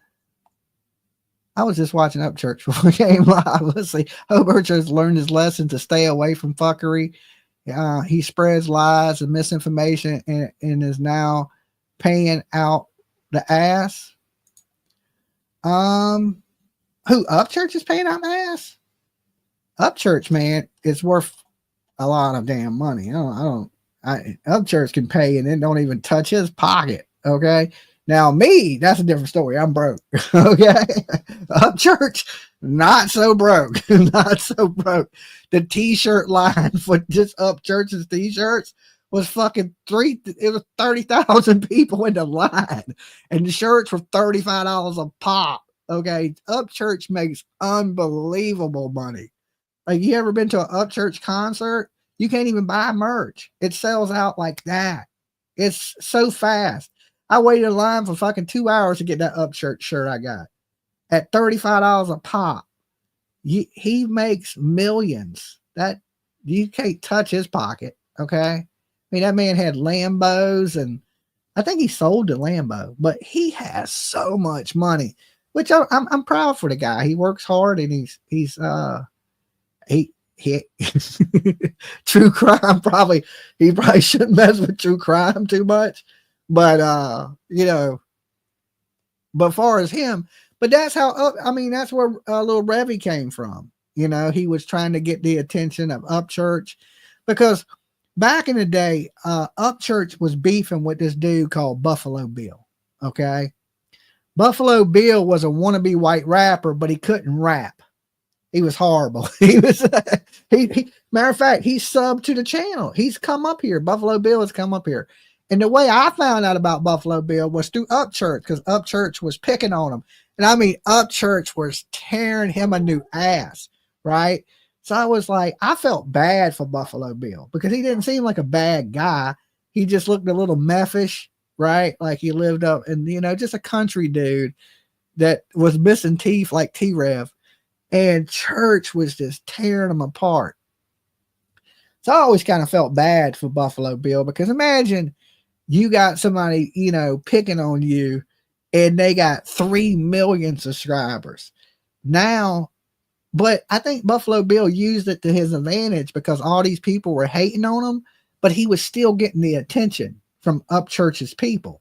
So he was going back and forth with Upchurch, and T-Rev, trying to get Upchurch's attention, wanted to fight Wild Bill. Is it Wild Bill? Not Buffalo Bill. Wild Bill. Thank you. Wild Bill. I said Buffalo Bill. I'm thinking Silence of the Lamb. It was Wild Bill. You're right. Okay. Thank you. Right. So T-Rev was trying to fight Wild Bill on street beefs. You know, for anybody that knows Virginia, because we're all from here, street beefs is in Virginia. They fight out of Richmond, Virginia, right? Which is an hour and a half from us. So he was trying to, T-Rev knew some of the people from street beef from prison. All right. Because the one dude was in prison for, he's like a registered sex offender, Mighty Mouse. And I guess T-Rev knew him from prison. And he was trying to get Mighty Mouse, but they ended up kicking Mighty Mouse out of street beef. When they found out he was a sexual offender, they kicked him out of street beefs. But he was trying to fight Wild Bill on street beefs. So Upchurch took notice of T-Rev. Okay. And he was like, this dude's trying to fight Wild Bill and he's a rapper. So Upchurch was shouting out T-Rev. So then, you know, of course, T-Rev then copied me, did whatever the hell he did. And then when he got he fell off, he tried to do the same thing. He tried to go back to up church, and then he started trying to diss Adam Calhoun and the dudes that church has been fighting with, right? But you know, here's the thing: you're a 40-year-old failed rapper that just blows. Okay, you just totally blow, and you've been a dick rider from the very beginning. The same thing, you know, all you did was sit on Upchurch's lap. Then you came over here and sat on my lap. You decided to sit on Jlr'S lap. You're a lap sitter, dude. You're like a little, you're like, I almost feel like burping you like a little baby. Hey, little Revy. Hey, little Revy. So usually, like I said, I don't like the downfall of people. I'm a big softy, right? I like to see people succeed in this world. I'm not a hater. I'm a congratulator, right? Like, I want to see people do good. Now, T-Rev, I feel bad because I laugh at him so much. I usually don't like the downfall of people, but listen, some people deserve what they get. All right. It's just facts. You know, I'm a strong believer in karma, that you get what you put out. If you put out good into this universe, good things are going to happen to you. If you put out bad in the universe, bad things are going to happen to you. Sevenfold. That means whatever you put out there bad is coming back to you 7 times what you put out. And that's why I try to do good. I learned. Listen, every bad thing I've ever done, I have paid for it way worse than whatever I've done. Way worse. Okay. Everything, every time. So then I realized, hey, if you put out good things happen to you. And that's one of the reasons now that I'm older that I try to do so much good, because I know if I do good things are going to happen to me. And right now I've been doing good things, been treating people right. Good things constantly happen to me. I mean, I live a good life. Everything's great. And I want to keep things that way. I don't want bad things happening to me. So that's why I don't try to put bad into the universe. The universe is filled with energy, much as you want to believe it or not believe it. And that energy, you put bad out there, it's going to get you, right? And he's been putting bad out, lying and cheating and just bad, treating women terribly and not being a good friend. And listen, a lot of people are guilty of these things, a lot of us, right? But listen, you got to fix that, right? And if your life is going bad, you have nobody to blame but yourself, okay? And so many people are quick to fuck Dolly, right? Because his channel failed and he's not doing good. He's mad at me, right? Because he's looking for somebody to take the blame for his mistakes. Listen, I'm not responsible for his bad life. He is, but he won't accept that. Now, me, you say, well, I can tell you bad things that happened to me. And you know whose fault that was? Mine. I brought all that bad onto myself. Okay, nobody else did that. Nobody else is at fault for my downfalls but me. God gave me free will, the right to make choices. And sometimes I make bad decisions and bad things happen. But I've learned from that and I try to make better decisions so better things happen in my life. But I don't look at any of the bad that's ever happened to me and blame it on somebody else. Because at some point, my decision making created the reality that I'm living in. You know, you've heard that saying, you made your bed. Now you got to lie in it. Okay. Well, if you make a bed with thorns in it, you're going to get stabbed by fucking thorns. If you make yourself a nice soft bed with a Mr. Pillow, you're going to sleep good at night. Right. I know I sleep good. I drool. That's how good I sleep. I'll be like, so I'll be sleeping good. And I want to continue that. Right. I don't have that guiltiness or that anger or any of that stuff in my heart. And truly believe this, guys. Being a good person, good things will happen to you. Being a bad person, I mean, sometimes bad things happen to good people, but most of the time, you know, you get what you put out there. And so I don't feel sorry for him, right? I hope as a human being, he does better and he grows up, because what he is a 40-year-old little boy. Okay. You can tell by the way he wears his hat and his little Keebler elf ears. He has small child mentality.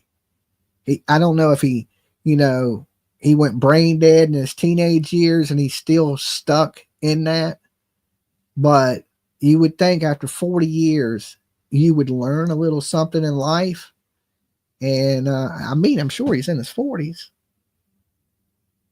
And look what we get. Okay. Spiritual guru, Dolly Vision. It is what it is. All right. So let's listen to a little bit of this knucklehead. Let me share his audio of what he had to say, the little Keebler, about JLR. But yeah, weird situation. You know what I mean? Like, and I just say what it is. You know what? Fuck it. I'm gonna say it because JLR needs to know this. He needs to know. When JLR and Magnolia they were hitting me up. I love JLR, man. He doesn't deserve to be treated like shit by these little punk ass bitches out here that want to use him for money. Okay, you're a punk ass bitch because you're the one out here belittling JLR, because that's what you're doing. Saying his girl wants you, you're taking away from him. A real friend, like I said, wouldn't have waited till his views tanked and he needed some attention and then, I'm going to expose us. A real friend would have told him instantly. Soon as she said it, he would have hit up JLR and said, hey, well, this girl's been saying you've been choking her and you're treating her bad. And, I just wanted to let you know what your girl said.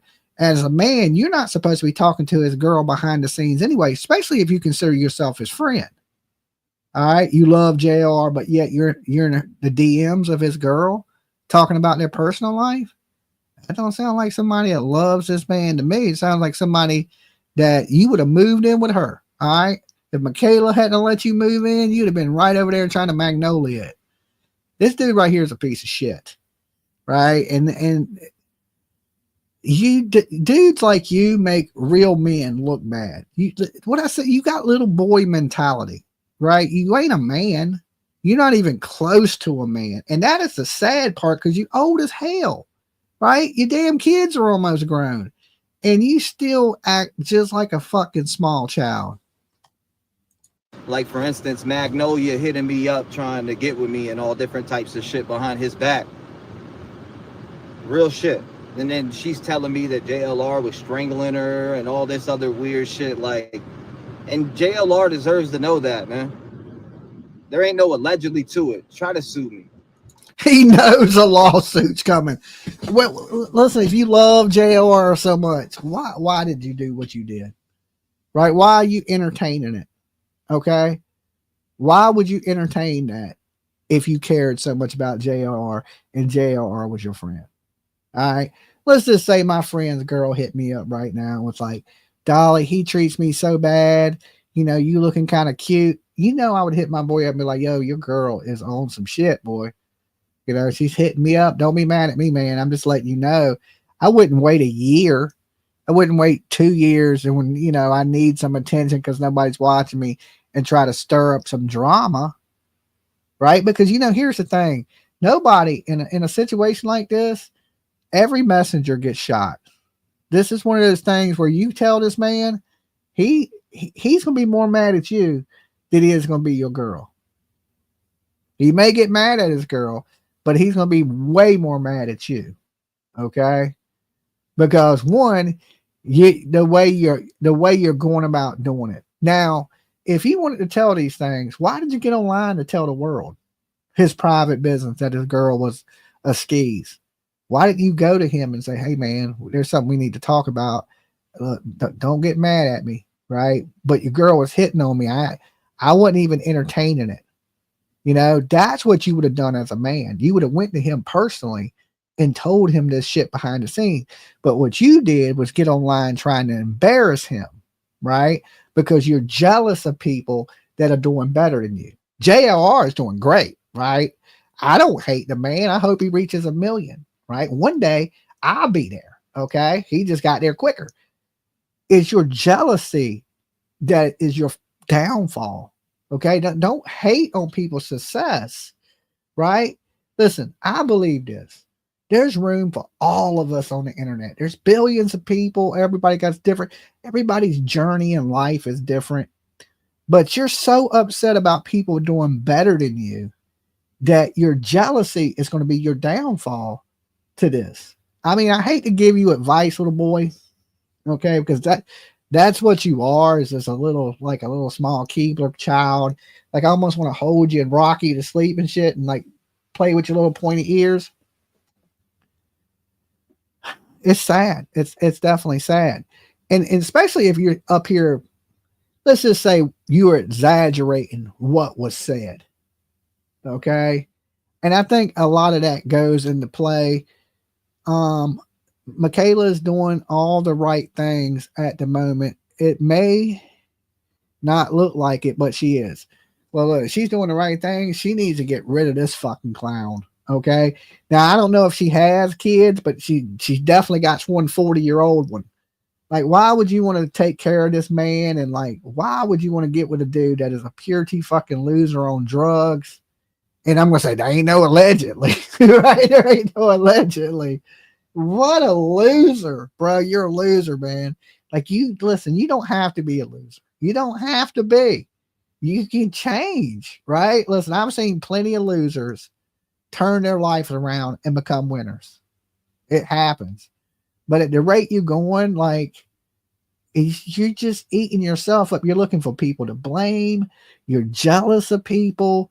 And it shows.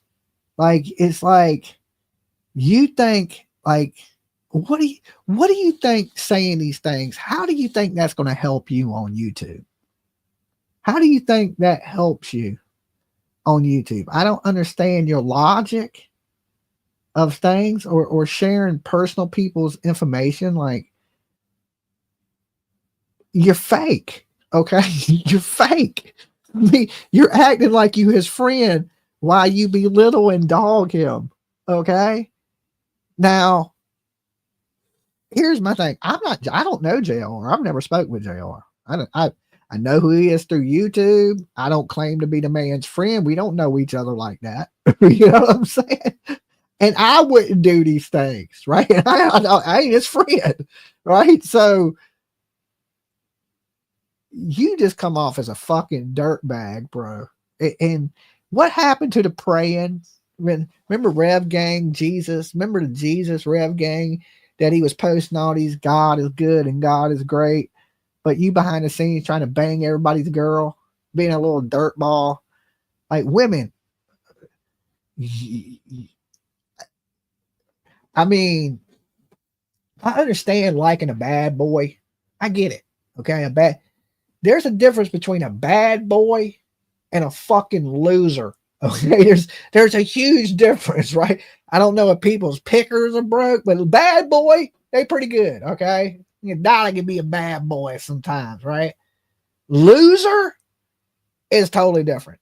You have no goals, no skills in life. If you listen, I'm not knocking on anybody that's a DoorDash person. Okay. If you're making extra money, you're DoorDash and you're working, I ain't got nothing against you.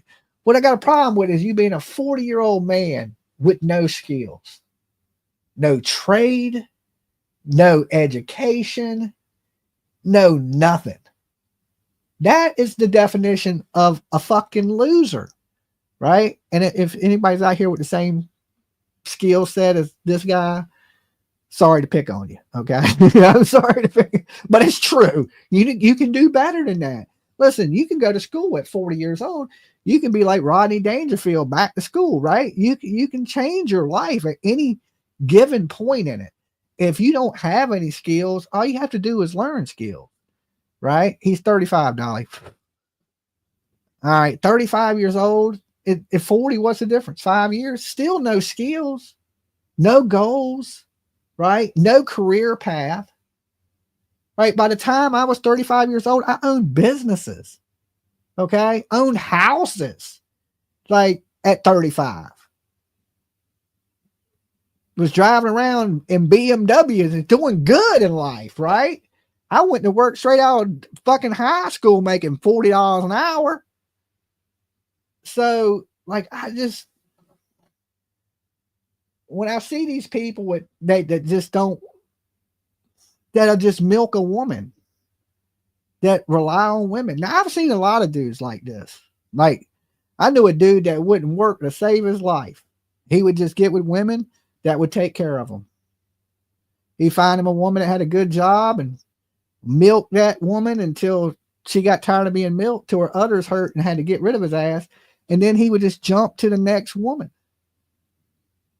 To me, that is disgusting. That is disgusting. I don't know how women put up with that shit. I just don't, because I've always been a person to work my ass off. Even on YouTube, I work hard. In my soap making, t-shirt, I still work hard. Even if I'm not, I'm always doing something, raking the yard, cleaning the yard, fixing something. I've always worked. Like, I don't get the no work ethic thing. I just don't get it. And then when you're a failure because you don't got no drive. There takes a certain amount of drive in this world, and if you have it, them people always succeed. You know, them people they'll go no matter what. And them are some of the most successful people. Magnolia is way too classy. She should sue him for defamation. Now, I don't know why they'd be talking behind the scenes. Look, I can tell you this. I ain't never spoke to Magnolia behind the scenes. I've never spoke to JLR behind the scenes. I don't know. I just don't do that shit, right? I don't do that. Like, who have I talked to? If it's not business related or YouTube related, I haven't talked to anybody behind the scenes. Like, I just don't sit around and chat with people behind the scenes. I just don't do that. Usually when people hit me up in my like messenger, it's usually something about a case or, you know, Dolly, did you see this? Dolly, did you hear that? Like those types of things. So it's never none of that extraness.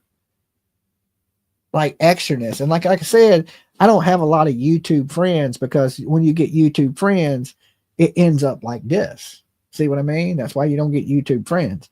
I keep my distance. Like we can be acquaintances, right? But we ain't really friends. That's how I look at YouTube. Like, you don't, you know, if you become friends with people out here, they expect you to push their narrative. That's just how people are on YouTube. And I'm not doing that. I'm not pushing people's narratives. I'm not making it where I owe you something. Plus you got a woman anyway. Yeah, like I said, I got a happy life. I'm nothing wrong with what I got going on in my world. But I tell you this, ask PJ who the hardest worker she knows is, who has the most drive of anybody she's ever seen. And she'll say, Jimmy.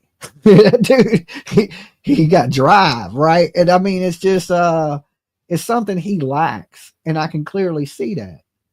Because listen, like I said, I ain't knocking him for DoorDash.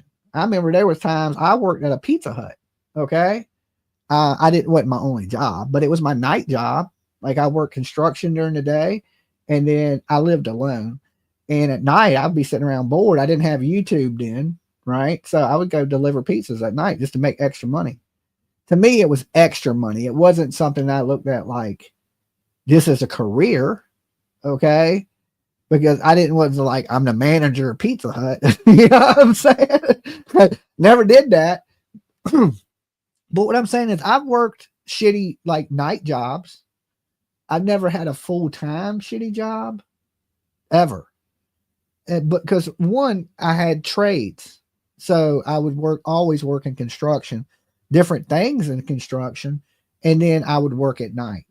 So it's just like, I had 2 jobs up to 3 years ago. 3 years ago, I was working 2 jobs.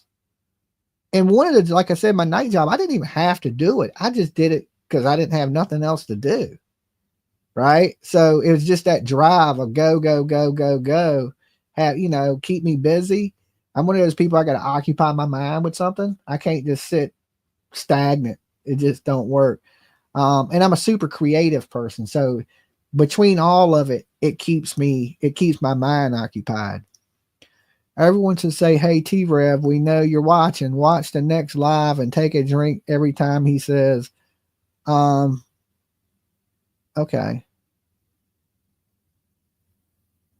I mean, I don't know if he's watching. I don't give a damn if he's watching, if he's sitting around in his little Keebler elf outfit or what. But he acts like he's doing JLR a favor by saying these things. And I don't think causing this man problems in his relationship is just going to make him dislike you, you know? And JLR has sued more people than we can fucking even count.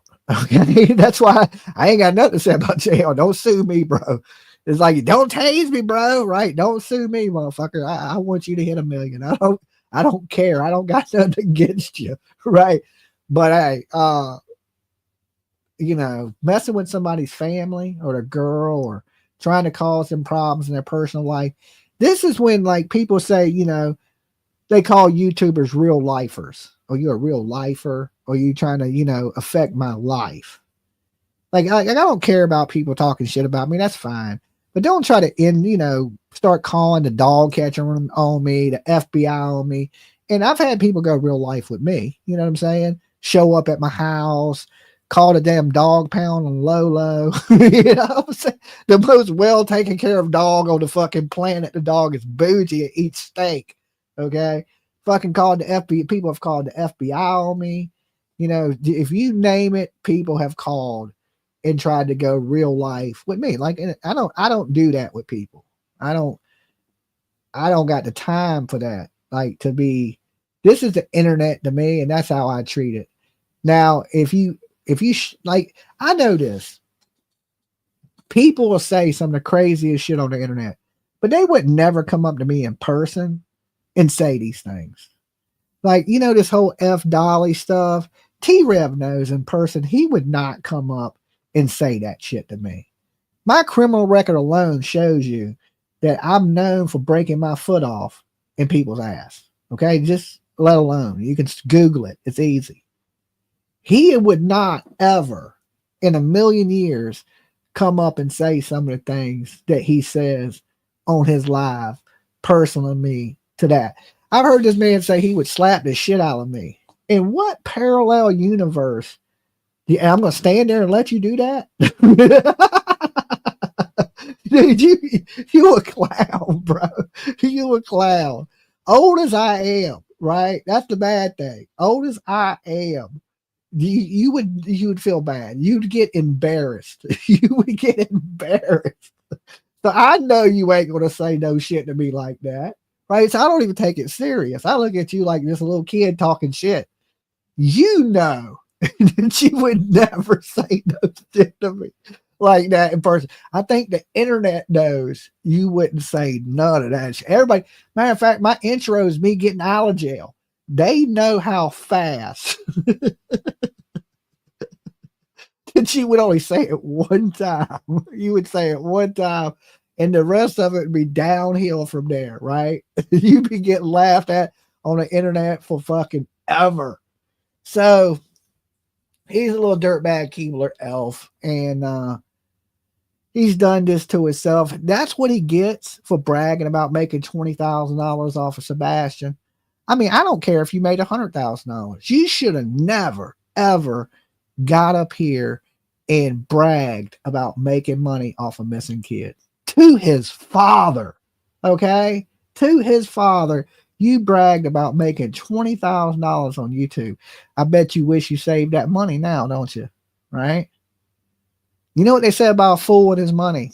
You know what they say about a fool and his money? I bet you wish you'd have put that shit into a savings account, right? Maybe bought some stocks. You know, you could have bought some penny stocks from fucking TikTok Tony. Okay, you could have bought some penny stocks from TikTok Tony. But now you sitting out there struggling and you are mad at the world. Okay. When you did it to yourself, you did it to yourself.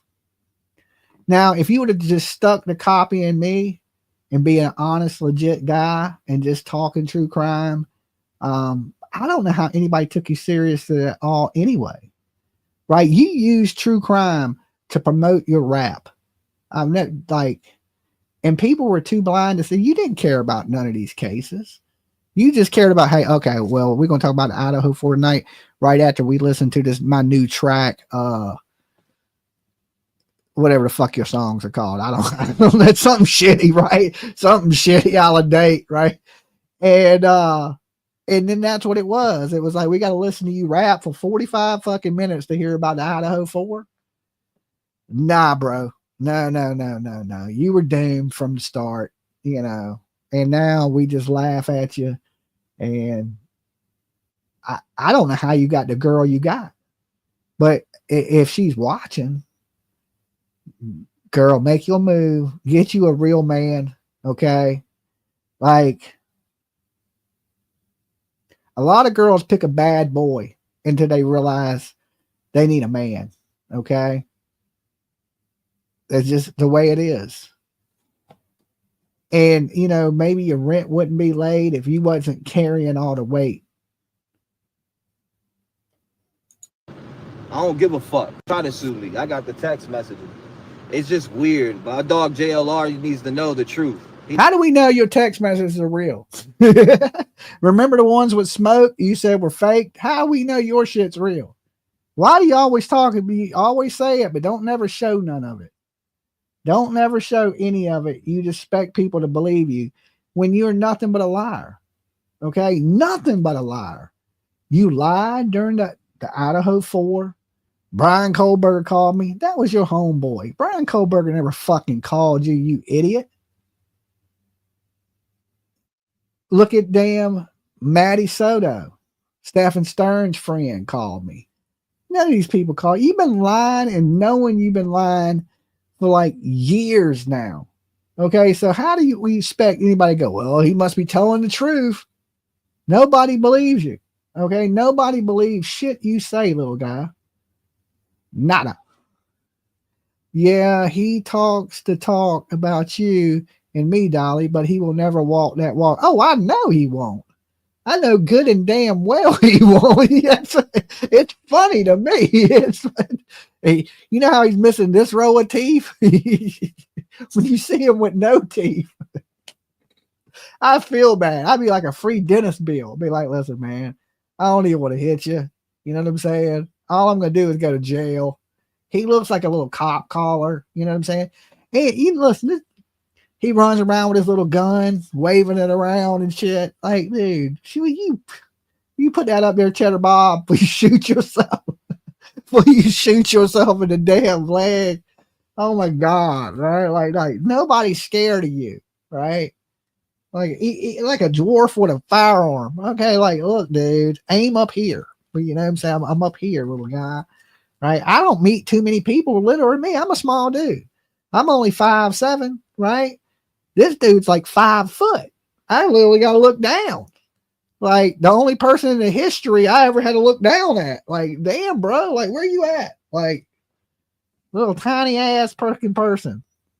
Like, little angry man syndrome. I thought that shit was a joke. I hear it all the time. You know, little dudes are always angry.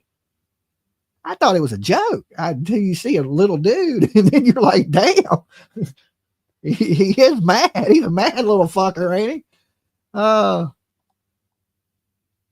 He needs to know that shit was said to me, and I you know, I hope that you could get through that. But that's why you don't see me much on JLR's channel no more, because Magnolia made that shit weird, dog. You made it weird, bro. You made it weird. You the one talking to her. If it was so weird, why didn't you block her? Okay, why didn't you hit that man up when she was doing it and tell him? You made things weird, even weirder now. Okay, you weird ass little dude.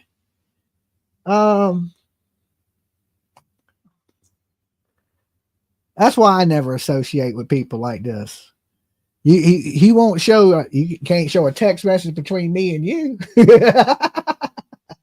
Cause that shit didn't happen, right? You can't show no messages where you were talking to my girl. That shit didn't happen, right? That man, what a little dude, what a little mad, angry man, all drugged out his mind in his little rental car, door dashing.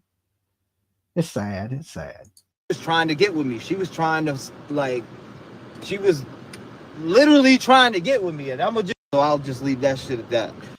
Okay, so now we know Magnolia was trying to get with T-Rev allegedly. Okay, maybe she wanted some free Keebler cookies. Listen, Dolly loves some Keebler. I'm a big fan, right? I'm a cookie eating monster. But this shit goes, ladies, we're going to have a talk, okay? Now, how many ladies in here would hook up with T-Rev? Just press 1 in the chat. All right, I want to see right now. I know one of y'all are thinking he looks good in that dirty ass Atlanta Braves hat. Just let me see a 1. Be honest. B. Tim's swimming lessons. Okay, that's a weird ass name for somebody. We will be saying that next, Dolly. PJ's talking to him. Oh Lord. He can't handle that much woman. Okay, he can't handle PJ. She's a lot of work. She's a lot of work. Zero. I know one of y'all in here.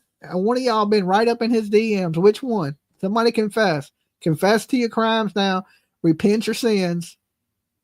I know there's one of y'all out here that was thinking he looking mighty cute in those jeans, boy. All right. PJ would be telling him off.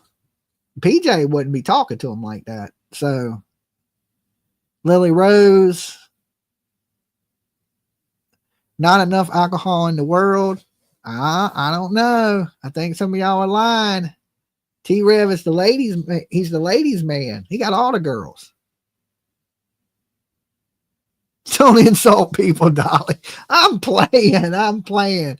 One of y'all would, though. Somebody in here. Come on. Somebody be honest. Who, any of y'all, were any of y'all in his DMs? Let me know now, because he's going to tell on you. He's going to tell on you. So you might as well speak now.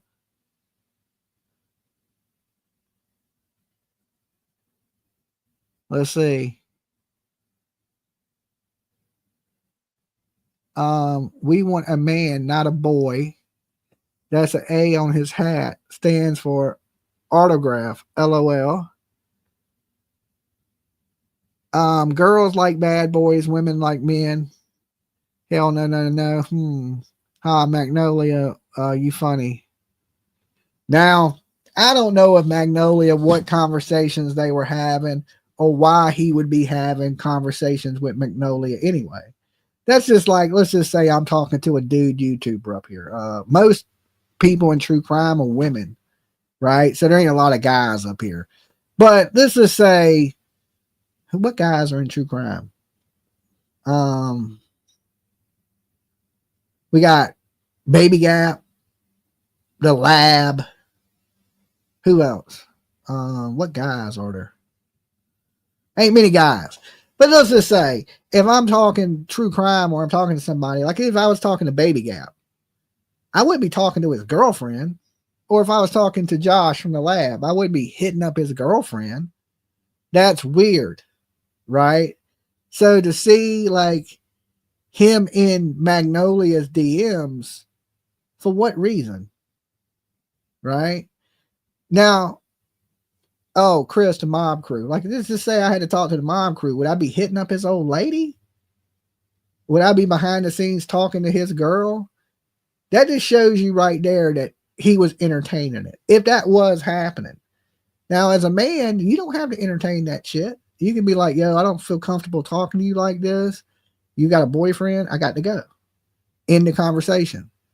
But it don't sound like he wanted to do that, because some of these people, they want to use shit against you. Elevated Truth. Yeah, like I wouldn't be talking to Elevated Truth. I don't know who his girlfriend is either. So, but I wouldn't be hitting up his girlfriend behind the scenes being like, well, how are you and Elevated Truth getting along? Right? That's fucking weirdo shit. All right.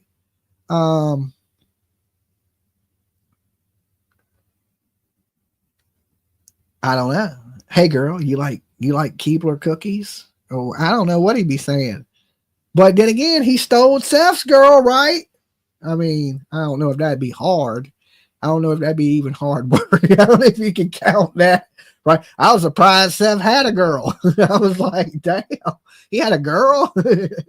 I wasn't really surprised when somebody stole his girl. I was like, okay, I was more surprised that he had a girl to steal. Okay. Like, he really had a girl. Somebody looked at dude and was like, yeah, that's the one right there. That's the one. Took a picture of his junk. I remember that. That was a little weird. That was a little weird, a little strange and some change. If those were my choices, I'd have to switch teams. I guess, right? I mean, I don't know. That's, but I don't believe shit he says. I think he's trying to cause trouble, and he's trying to stir the pot to try to get whatever attention he can. But it shows you how fake of a person he was. Remember I want to do stuff for the kids. He went full Michael Jackson, when Michael Jackson was getting drugged. I just want to save the world. I just want to do this. I want to give back to the kids. Pay your rent first, okay? Give back to your old lady, okay? Give back to what's her name? Michaela. Give back to her. She got rent due, mortgage, electric bill, water bill, cable bill. You know what I'm saying? Probably buys all the food in the house. Give back to her before you try to give back to some kids. All right. Can you imagine if he gets some money he want to give to the kids and not pay his bills? Listen, if you behind on your mortgage, you need to be giving to the mortgage company. That's what you should be saying. I want to give to the mortgage company, not to fucking kids, right? The only person giving to the kids is Michaela. She's giving to you. Okay. You a grown ass kid.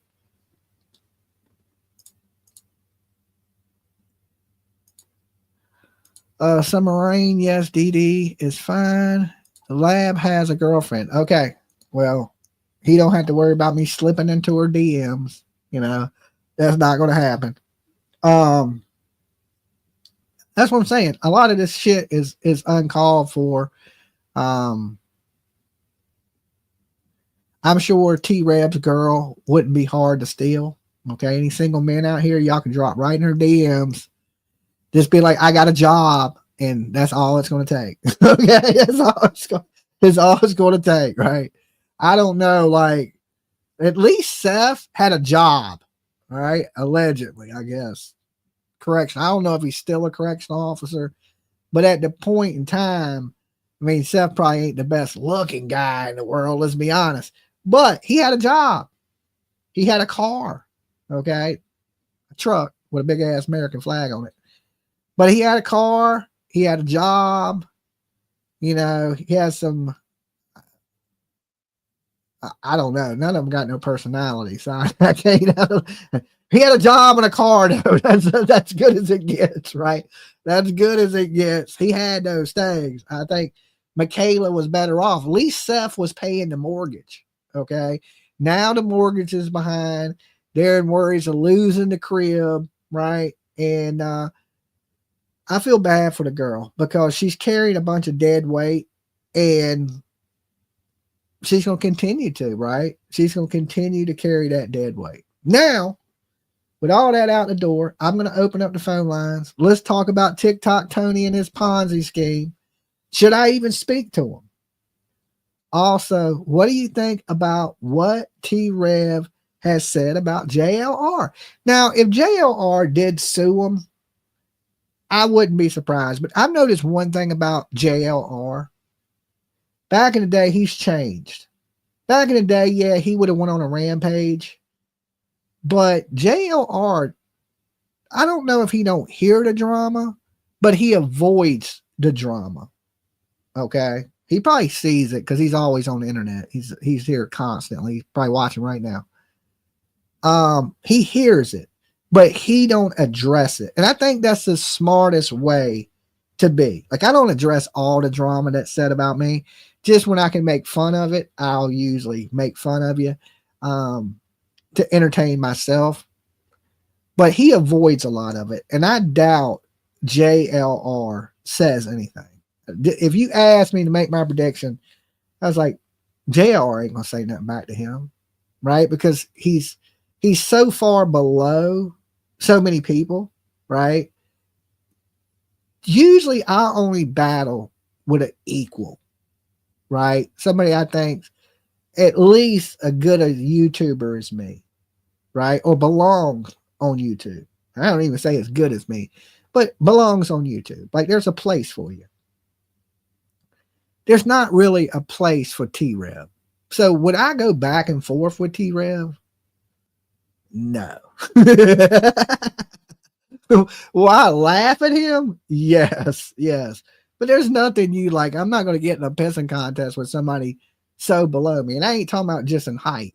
I'm just talking about in life in general. Like, bro, you know, you can't even pay your bills, right? You don't have no life skills, no personality, no nothing. Like, why should I bother with you? And I think JLR will do the same thing, right?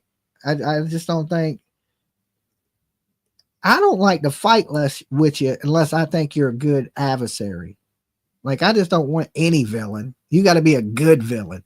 You got to be like Lex Luthor, the Superman, or the Joker, the Batman. You know, there has to be something there to fight with. Like right now, it's just me slapping you around, like, you know, easy work. But that ain't fun. You know what I'm saying? That ain't fun. You're like, it's terrible. Let me open the phone lines up. Give me 1 second.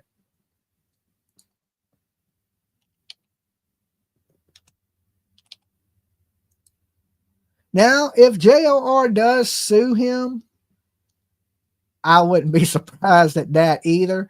But I really don't think that's coming. Now, let me throw the phone line number up. I think he's just not going to pay him any attention. You know why?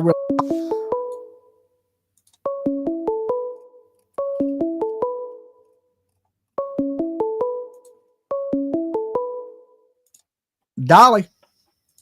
Hey, Dolly. Hey. How are you? Hey, it's Shauna from Nashville. How are you doing? Hey, Shauna. I'm doing pretty good. Not too bad. Good. I was just calling in to say that I don't follow the people you're talking about tonight much anymore, but I did. And I think we need to pray for this T-Rev guy. Pray for him? Yeah, pray for him. He's lost his way. I mean, I listen, I get it. I understand your funny stuff and I agree with you, but he has gone sideways and I think he's suffering. I'm not giving him grace. He's an addict. He's sick. And that's why I say that. He's sick. He's sick. And I just pray that his kids are okay and that he comes to see the light. It's sad. It's very sad. It's addiction at its worst. Yeah. I mean, I don't know what he's addicted to. You know, some people say different. I don't either. I don't know. But hopefully he does. I don't either. He does get some help. But his jealousy and his hatred for other people or trying to blame other people from, I don't think that has to do with addiction. I think that's just who he is as a person. And he carries himself like a child instead of a man. And he don't. That's what I'm saying. I thought he was like 23, 24, like my kids, my boys. They're 26 and 27. No, he's a grown ass man. I lost my mind when I found out his actual age. Yeah, that's sad. It's time to freaking buck up, buddy, and get on the horse or get off and stop. Like, yeah. Oh, yeah. Yeah. Like the whole 7'5", now he's 6'15". Well, guess what? I'm 6'15", and I'm 50, almost 51 years old. And him talking about, I'm going to the studio. What fucking studio? Oh, sorry. You fine. What studio are you going to, bro? What studio are you going to? I mean, you can rent a studio if you got the money at any age. Yeah, but they're not cheap. Well, it depends what studio you go to. how good of a studio it is. Well, I've been in the studio, not as an artist, but as someone who's worked for artists. But I laughed at that, but yet I cried as well. Like, he is so out of it. And dude, he dropped food off right down the street from my son's office today. Did he? Oh yeah, in Nashville. Yeah, and they're like, yeah. Well, I hear he's looking for love. You want me to hook you up? No, I can hashtag sir. you. I can hashtag you. No, please don't. No, because I'm 5'9.5", so I'm like a whole foot taller than him. But no, I'm being honest. Like this dude needs help. He needs help, but I also worry about my community. Like, he's out here running around, looking in his phone and doing the whole and like all this shit when he's driving. Yeah. Like, and I mean, really, it's not even, he couldn't even get a job at DoorDash. It's his girl's account, and he's delivering food. He's delivering food as Michaela. Yeah, I know who she is. I know. It's crazy. But listen, I appreciate you holding these people accountable. And I wish, hey there, T-Rev. Hey, T-Rev, how about you come up on Dolly's channel and do a live interview or whatever the hell you call it? I would love for him to come up. Because you don't, like, I would love it. I would love it because you're so respectful and you give them a voice. But why won't he come up and talk? I mean, I don't know, because it's fuck Dolly. Because he's scared. Fuck Dolly. Fuck Dolly. Fuck Illuminati. Fuck. What did he call her boyfriend earlier? Oh my God. Anyway, hey T-Rev, we know you're listening. Come on to Dolly's channel. Speak your piece. He will be respectful. How you know? Just come on. How you know I'll be respectful? Oh. Well, you will. Anyway, Dolly, sending you love always, and sending PJ love. Thank you for all you do. All right, be good. Peace. You too, honey. Bye-bye. Yeah, I try to be somewhat respectful. Like, I don't wish nothing bad on the guy. He does need to get his life together, and just how he's acting is, it's easy to say he's on drugs, but his behavior's been fucked up for a long time. Dolly. Hey, Dolly, it's Annie from Wisconsin. Hey, Annie. Hey, how you doing? We're doing all right. Not too bad. Can't complain. You got your pool getting up soon? No, it ain't even delivered. I've been tracking the package. So it's in Richmond right now. So maybe it'll be here Monday. It's when I had it scheduled to be installed anyway, is Monday. So I'm hoping it hits Monday. So I don't know. It should be up sometime next week, maybe.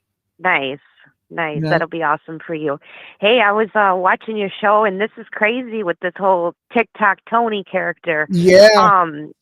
He was actually on Brittany J's channel with the whole Green Team gang. And it was wild. It was a wild one to watch. But he actually admitted the whole Ponzi scheme, and he said he made like $40,000 on it and all this other garbage. But I mean, it's crazy, and he was bashing Julie so bad. I mean, it was just terrible, horrible to watch. Do you think that's a good move by somebody who's supposed to be a PR person for a missing kid's father? I mean, no, that's what I'm saying. Like, you failed as a PR person. Like, I don't know what tough questions I would have to ask him at this point. Like, that's why, you guys, if y'all have a tough question y'all want me to ask them, leave it in the comments. I might talk to him, but I don't know. There needs to be some guarantees there's going to be something done for Sebastian. Right now, it just looks like none of these people are doing shit, and it sucks. Yeah, I don't know. Maybe ask him about the billboards. I don't know. I have no idea what to ask him either. Yeah, I mean, what importance does it done now? I mean, all y'all have done, and all they've done is hurt the case. A good question. What did y'all do to help the case? Would be a good question. Yeah. What have y'all done to benefit or help bring Sebastian home? Because T-shirts. Is that going to bring him home? Right. I know, exactly. I mean, it may spread a little awareness, but is that going to bring Sebastian home? I like, I don't know. I think they just heard it, and him admitting to being involved. I heard the same thing, that he admitted that he was involved in it. And I knew when they started to panic and Bullhorn Betty was making threats towards Julie and everybody went, Seth started calling in. I was like, okay, they're scouring like roaches. Something's about to drop. And yeah, it was wild. It was crazy. I was like, whoa. Well, JLR was putting this shit out months ago anyway, you know, on the green team. So I knew about the church suing them and different things like that. So it don't look good, and they try to get out in front of stuff. So anytime something's about to drop on them, that's when they start getting online and trying to do damage control. Right. And then he was on Brittany J's, and he even said right out, he's like, I really don't want Seth to come up here and talk. And it's like, why? You know, is he going to say something? I mean, he wouldn't even allow Seth to come up there on the panel. Well, you know, because then Seth would come up there and defend them. You know, you can't. Here's the thing: when you do something that, why is Seth defending this man when he's a scammer?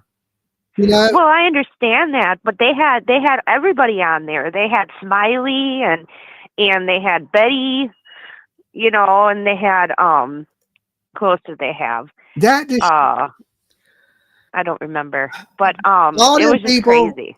All them people, some of them are friends right now, but in the next case, they'll be enemies. They friends when it's convenient for them, and then they're enemies when when the time comes. Right. I can't stand fake ass people. I just cannot stand it. I can't either. That's why I don't talk to a lot of my family. I mean, it happens. I can understand it. I mean, it's just that I don't know. It's. Yeah, and then I wanted to comment on T-Rev too. I don't believe anything he says. I think it's a lie. I don't know. I mean, it could be possible with JLR, but it was a raccoon that just came over here. Mm-hmm. Anyways, there was it's possible with JLR, but I don't really see Magnolia doing that. I don't really know Magnolia or really anything. So I don't know if she would or if she wouldn't. I don't really care. She doesn't seem like it, but then again, you can't really read people either, you know. Yeah. So, I mean, I don't know, nor do I care what they do in their personal life or what their relationship's like or any of that. That don't change. Like, the information they bring to YouTube is what people should be concerned about, not what they're doing in their personal life. You know, if they don't get along, they don't get along. A lot of people out here don't get along, but that ain't brought into the public eye. You know, a lot of couples fight. Some couples like to fight. I mean, it just depends. So I mean, I don't. Yeah. Not my place to speak on his personal life. But why expose them like that on the internet? I mean, just like you said, he could have called JLR and said, "Hey, you know, your girl is messaging me. What the hell's going on here?" You know, but for him to go up there and expose, I think that's rotten and that's terrible. Yeah, well, it is if you say you're that man's friend. You know, yeah. Friends don't act like that. Friends don't do that type of shit. That's just more of his line. The same dude that used to get up here and pray, he's showing you that he's a dirtbag, and all them prayers he said didn't mean shit because he didn't mean none of that. Amen. Well, you got to remember, he was doing prayers, but yet he was doing the ghost. What was it? The ghost detector or whatever the heck that was. Spirit box. Yeah, the spirit box. Well, yeah, I mean, it's like you can't do both. I mean, if you're gonna pray to the Lord, you can't be talking to demons on the ghost box either. You know what I mean? I mean, if you're entertaining people is one thing, but I mean, I don't have a problem with him talking to a spirit box. I mean, there's lots of people up here that do spirit box. I don't think they're Satanists. But yeah, that's true. It's when you're faking it and you really don't care. You know, it's just fake to convince these women that you're something that you're not. Like, it's both. Using God is terrible. Okay, using God as, you know, you're bad, but you're going to act like, you know, let me say this prayer so people think I'm good. Like, when people are overly religious or act over them people worry me. Okay. And they always have. I think there's a reason people act like that. Like, like even me, I believe that Jesus is my Lord and Savior. You don't see me posting a million fucking posts or pushing religion on people. You know, it starts to worry me when people start to do things like that, because then I think you're just using the Lord for your convenience. And if you are, you're going to pay. If the Lord is real, you're going to pay for that shit. Yeah, exactly. And he's paying for it right now. Look, he's broke as hell. A DoorDasher. He can't do nothing. He's trying to steal people's girls. I mean, he's desperate. That's why you should put good into this world. You start doing bad, and then bad things happen to you. He's learned. Hopefully, he'll learn a lesson from this. That's the important thing, that he learns from it. If he walks away from this and don't learn anything, he'll just continue to do the same things over and over again. Yeah, that's sad. Like that other lady said, we got to pray for him to have him find his way. Yeah. All right. Well, look, hey, I appreciate you calling in. Yeah. Thank you, Dolly. Have a good night. You too. Peace. Okay. Bye. Yeah. Listen, people ain't going to change until they're ready to change. You can pray for this man all day long, but until he's want to change his ways, he ain't going to change his ways. You can't help people that don't want to be helped. Right? He came up here to stir drama up and to cause problems in somebody's relationship. That's the type of person he is. If he was, like I said, if he was really Jlr'S friend, he would have reached out to Jlr'S, and he wouldn't even entertain a conversation like that with that woman. But he entertained that conversation for what reason? Because he's a snake. And that's the same thing he was doing with Seth. He was acting like he was Seth's friend while he was talking to Seth's girl behind the scenes. Right? And what that girl sees in that little garden gnome ass dude with no future, no career, and just a druggie, I feel bad for you, Michaela. I truly do. Hopefully you will see the light, and you will do better for yourself. Right? That's what it is. And I don't give a damn how many times he says F Dolly, right? To me, it's funny. I hope he says it some more. I hope I piss you off. So, true Dolly, it's a lie with her. You got to learn. Some people got to learn the hard way, and women, fix your pickers, right? Fix your pickers.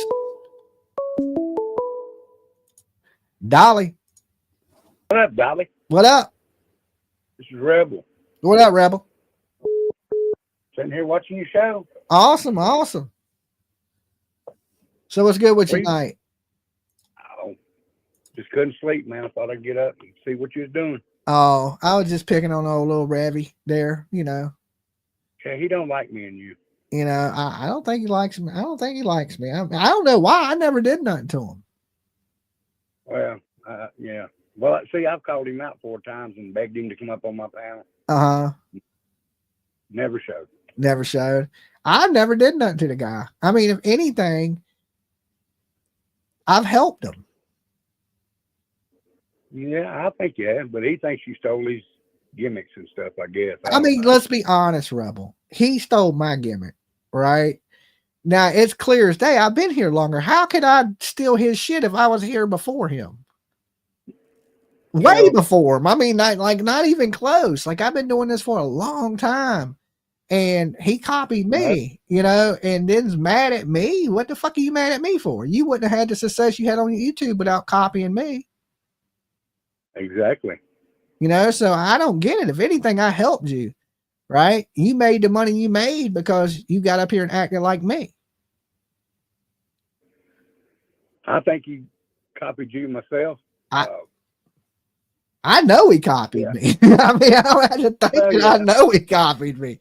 Which, I mean, I don't care. I mean, you got to learn from somebody, right? You might as well learn from the best. That's how I look at it. But, I mean, it ain't the copying me that it even bothers me. It's the acting like I did something to you and you playing victim off of my name, right? Like, I don't like that. Like, of course, there's people I've watched in life that I've learned from. The great late Art Bell and other people, Howard Stern show and different people that I took a little bit of information from when I created my own show that, you know, I want it to be kind of funny, not so serious and things. So you got to learn from somebody. I get it. Right. But to blame people for your downfalls that has nothing to do with it. Like, I never said nothing bad about this guy before any of this. I could have cared less. I never heard you say the first word. Although I did now. You may have, but I haven't. But what I'm thinking is, you know, I like to see people succeed. I don't hate on people. Even if you take what I'm doing and you outdo me in it, I don't hate. I don't care. You know, either way, it don't change me none or what I'm doing any. You know, I want to see people successful in life. Like, but I want to see people be honest. You know, that's me. And I, you know, me myself, I didn't cancel him. I don't have to. I'm only one person. I can't cancel that guy. The internet. Yeah, he canceled himself. That's the whole point I'm getting at, is he did this to himself, and he don't want to. He'd rather be angry at other people than be mad at himself. Exactly. You know, and you know, he can be mad at me all he wants. I mean, I'm not going to hit a little kid. I'll just get my 14-year-old to step outside and whoop his ass. Well, he a grown man. He a grown man. I mean, you come up and say something crazy to me, I'm going to treat you like another grown man. I ain't gonna look at you like you're a little kid like I do on the internet. But then again, I wouldn't want to get myself in trouble with him. You know what I'm saying? Because all it would do is get me locked up or in trouble or something like that. And I'm not. He's a cop caller. I can look at him until he's a cop caller. But hell, my 14-year-old, he's 5'9", 210 pounds. He's ready to go. He's ready to go. Yeah. He don't want that type of smoke. He wants to stir drama up on the internet to get somebody to pay attention to him. Because some people don't care if it's bad or good, long as people are paying them attention. Some people believe bad press is still press, you know. And I wouldn't have said nothing to him, Dolly. If that shit with smoke hadn't come out. Wouldn't have said a word to him. Yeah. I mean, I don't know. I really, like, even when it was going down with him and everybody was on his ass, I didn't pay it much attention. What it was is people come in here and mention it. And then when I respond, like, well, look, be honest, take responsibility, tell the people you're sorry. And he wouldn't own his mistakes. Like, as an adult, when you make a mistake, you got to be a grown man and go, hey man, I fucked up. I apologize. At the time I thought it was, you know, good entertainment, which it ain't. And I learned that, and I won't do it again. But you have to believe what you're saying too. You can't just say I'm sorry and not be sorry, because people will know it's fake. I mean, you generally got to learn from your mistakes, and he didn't. Right? He doubled down. He tripled down. He said smoke was a lie, that everything, he was framed and all kinds of shit. Yeah. He would not take responsibility for his actions. And that's what kids do. Grown men don't do that. Every grown man knows you're going to make a mistake. I know I'm going to make mistakes up here. I know you're going to make mistakes, Rebel. And if you do, you own those mistakes, you apologize for the mistakes, and you move on, because that's what a grown man does. I take full responsibility for everything I do, even in the past. Yeah, that's what I'm saying. Like, everything that bad happened to me, I brought that shit on myself. I don't have nobody to blame for my downfalls in life but me. I made those decisions. You know what I'm saying? I did the things I did, and I paid the consequences for it. And I learned from my mistakes. Some people just don't learn. You know, they don't learn from their mistakes. And I think the quicker you learn from your mistakes, the less likely you are to make those same mistakes again. Exactly. So, hope everything's going good with you, Rebel. Hey, we're doing good. I hope you're doing good, man. How's the ticker doing? So far, so good. I'm still here with you. You know what I'm saying? But nobody's promised tomorrow, and I can't look inside and see. So I couldn't really tell you. But I feel okay. Taking all your meds and all that. Yeah, I'm doing everything the doctors asked of me. And I'm eating better. I gotta cut out some of the soda. But other than that, I'm doing all right. Not too bad. But I'm enjoying the time I got. I can promise you that. Yeah, because you ain't, like you said, you ain't guaranteed tomorrow, but I'm glad you're doing okay, brother. All right, Rebel, you be good. You too, man. Have a good one. All right, peace. Later. Now imagine this, and when I say this, I mean it. You're not promised tomorrow. None of us are. Do you want to leave this world being a dirtbag? I mean, you can ask yourself that question. Or do you want to be remembered as a good person? Would you want your last deed to be something terrible, or you leave on a good note? Now, me, I'll be dead honest with you. I'd rather leave on a good note. I'd rather people remember me in their hearts and minds as being a good person, or at least a decent person. You don't even got to think I'm a good person. Just decent. You know, I'm no better than anybody. I don't think I'm better than anybody. And I don't think you got to be a great person. I just think if you're a decent human being, that's good enough for me. Right. But you don't want people to remember you as a dirtbag or a shitty person. And even though he's 35, that don't mean he's promised 36. Right. You don't know. Like I told Rebel just now, like, yeah, I feel great. I felt great when I had that heart attack too. So you just never know. When it's your time in this world, it's Dolly, I can tell you're losing weight in your face. You know, Mary, I am not losing weight though. I've gained weight. I look at this belly I got. That shit is real. Okay, it's real. I think it's the soda. I gotta start cut out some of the soda. I have been drinking more water, but I'm at like 185, 187. I usually walk around at like 160 pounds. I'm 20 pounds heavier than I usually am, right? But it's evened out. I'm pretty thick. I'm thicker everywhere, not just in my belly. So I'm getting just thicker. And I put on 20 pounds. Okay. Don't gain weight. Usually in the summertime, I lose all that anyway. Dolly got to eat. Don't gain weight. Dolly been eating. Yeah. I'm heavier now than I've probably been in 3 years. So I know I ain't getting skinnier. And I got a piece of cake right here. Look. Just got it. maybe that's why I'm 20 pounds heavier. So, but anyway, let's get off of how fat I am. But I don't know. Maybe I lost some weight in my face. I shaved. It was that beard. Okay. It was that beard I had. So I'm a little thinner now. Maybe that's why y'all think I weigh less, right? It was that fucking homeless beard. But no, I'm up like 20 pounds, right? I'm trying to get my weight up, not my hate up. A sugar is addictive. It can be terrible for you. Hopefully you can cut down on the pop. Yes, I'm going to try to. I got soda in the fridge. I'm going to drink as soon as I get off of here, though. PJ cooking good. Yeah, PJ be cooking for me. It's I'm so busy a lot that we're eating on the go, and that's usually when you gain some weight. I mean, the real thing I got to cut out is salt. And in the fried foods I've cut out. You drink diet pop, that shit's nasty. You might as well drink real soda. The time you drink all that fake sugar that gives you cancer, yeah, you won't die from a heart attack, only to die from cancer. So you start drinking all them fake sweeteners. You notice on the pack of like Sweet and Low, it says, causes cancer in laboratory animals.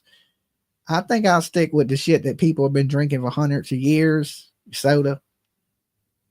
I don't eat any fast food. Dolly. Hi, Dolly. This is Lisa from Florida. Hey, you say Lisa? You're breaking up a little bit. Oh, yeah. Can you hear me? Yeah, I can hear you, but it sounds like a skipping CD. Okay, let me try that. Is that better? No. No, not at all, Lisa. Oh, it got worse? I don't know. Oh, shoot. I don't know what's going on. I don't know. Maybe the connection. I had you on speakerphone, but I took it off. So yeah, it's still skippy. You're kind of breaking. I mean, I can understand you, but you're breaking up like it's choppy. I'll call back. Okay. All right. Peace. Okay. Yeah, she sounded like a skipping CD. Like I could make out what she was saying. It was just, did it sound like that to y'all too, or just me? So, my internet usually works pretty good, so it must be on her end. I'm not sure. I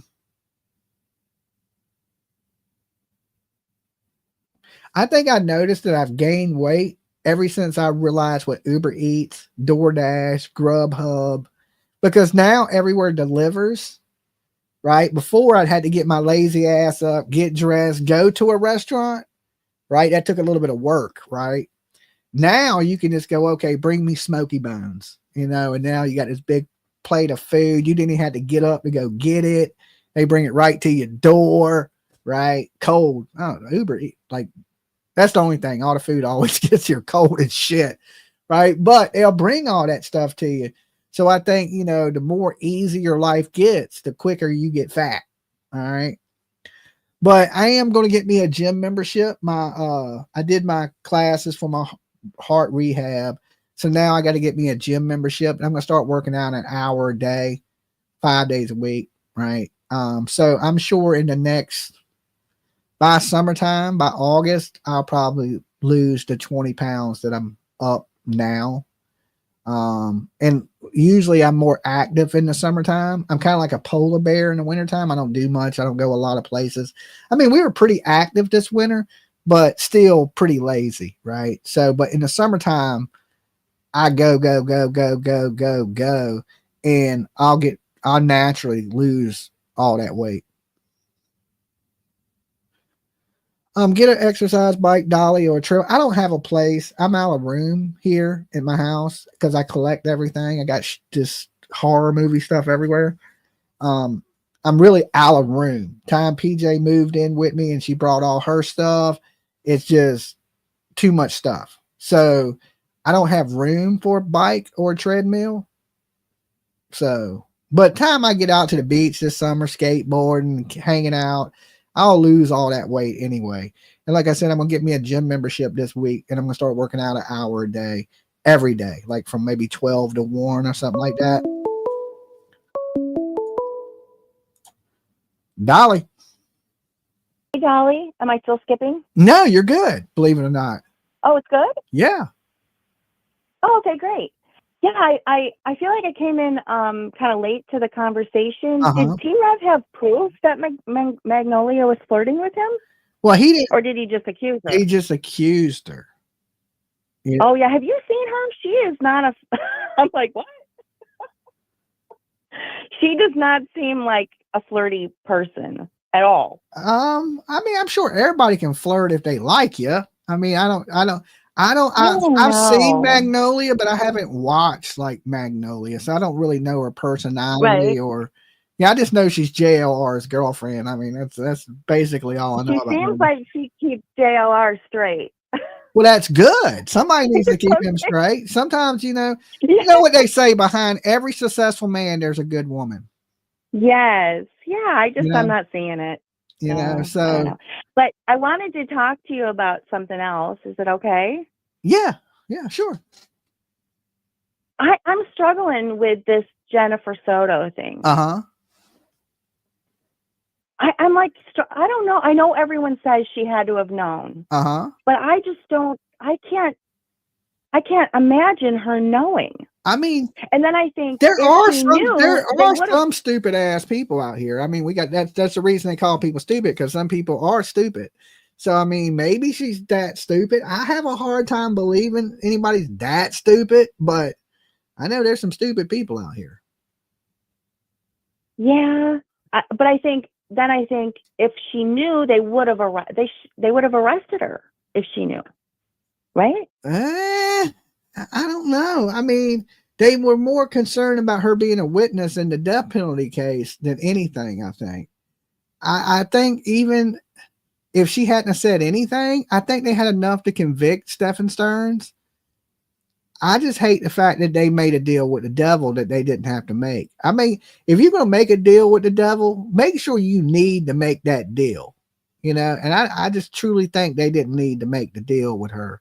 And this is a woman that deserves to be in prison, and she's going to walk free with no repercussions from the death of her child. And I believe she's partly responsible in that, if not more than responsible, because she is the mother. It's her job to protect her daughter, and she handed up her daughter on a silver platter to a monster. So who's worse, the monster or the mother that gave the child up to a monster? I honestly think Okay. They're both What about bad, his but I think the parents? What mother's about his worse. parents? What about his parents? Her parents? Like nobody knew. You know what I'm saying? I don't know. It just. Well, I mean, I'm sure it's easier. The parents ain't around, so it's easier to hide it from them. But and then Yeah. we see Stephen Stern's parents still treat him good, and they're enabling him. Yeah. But you got to remember, it's their kid, and they love him unconditionally.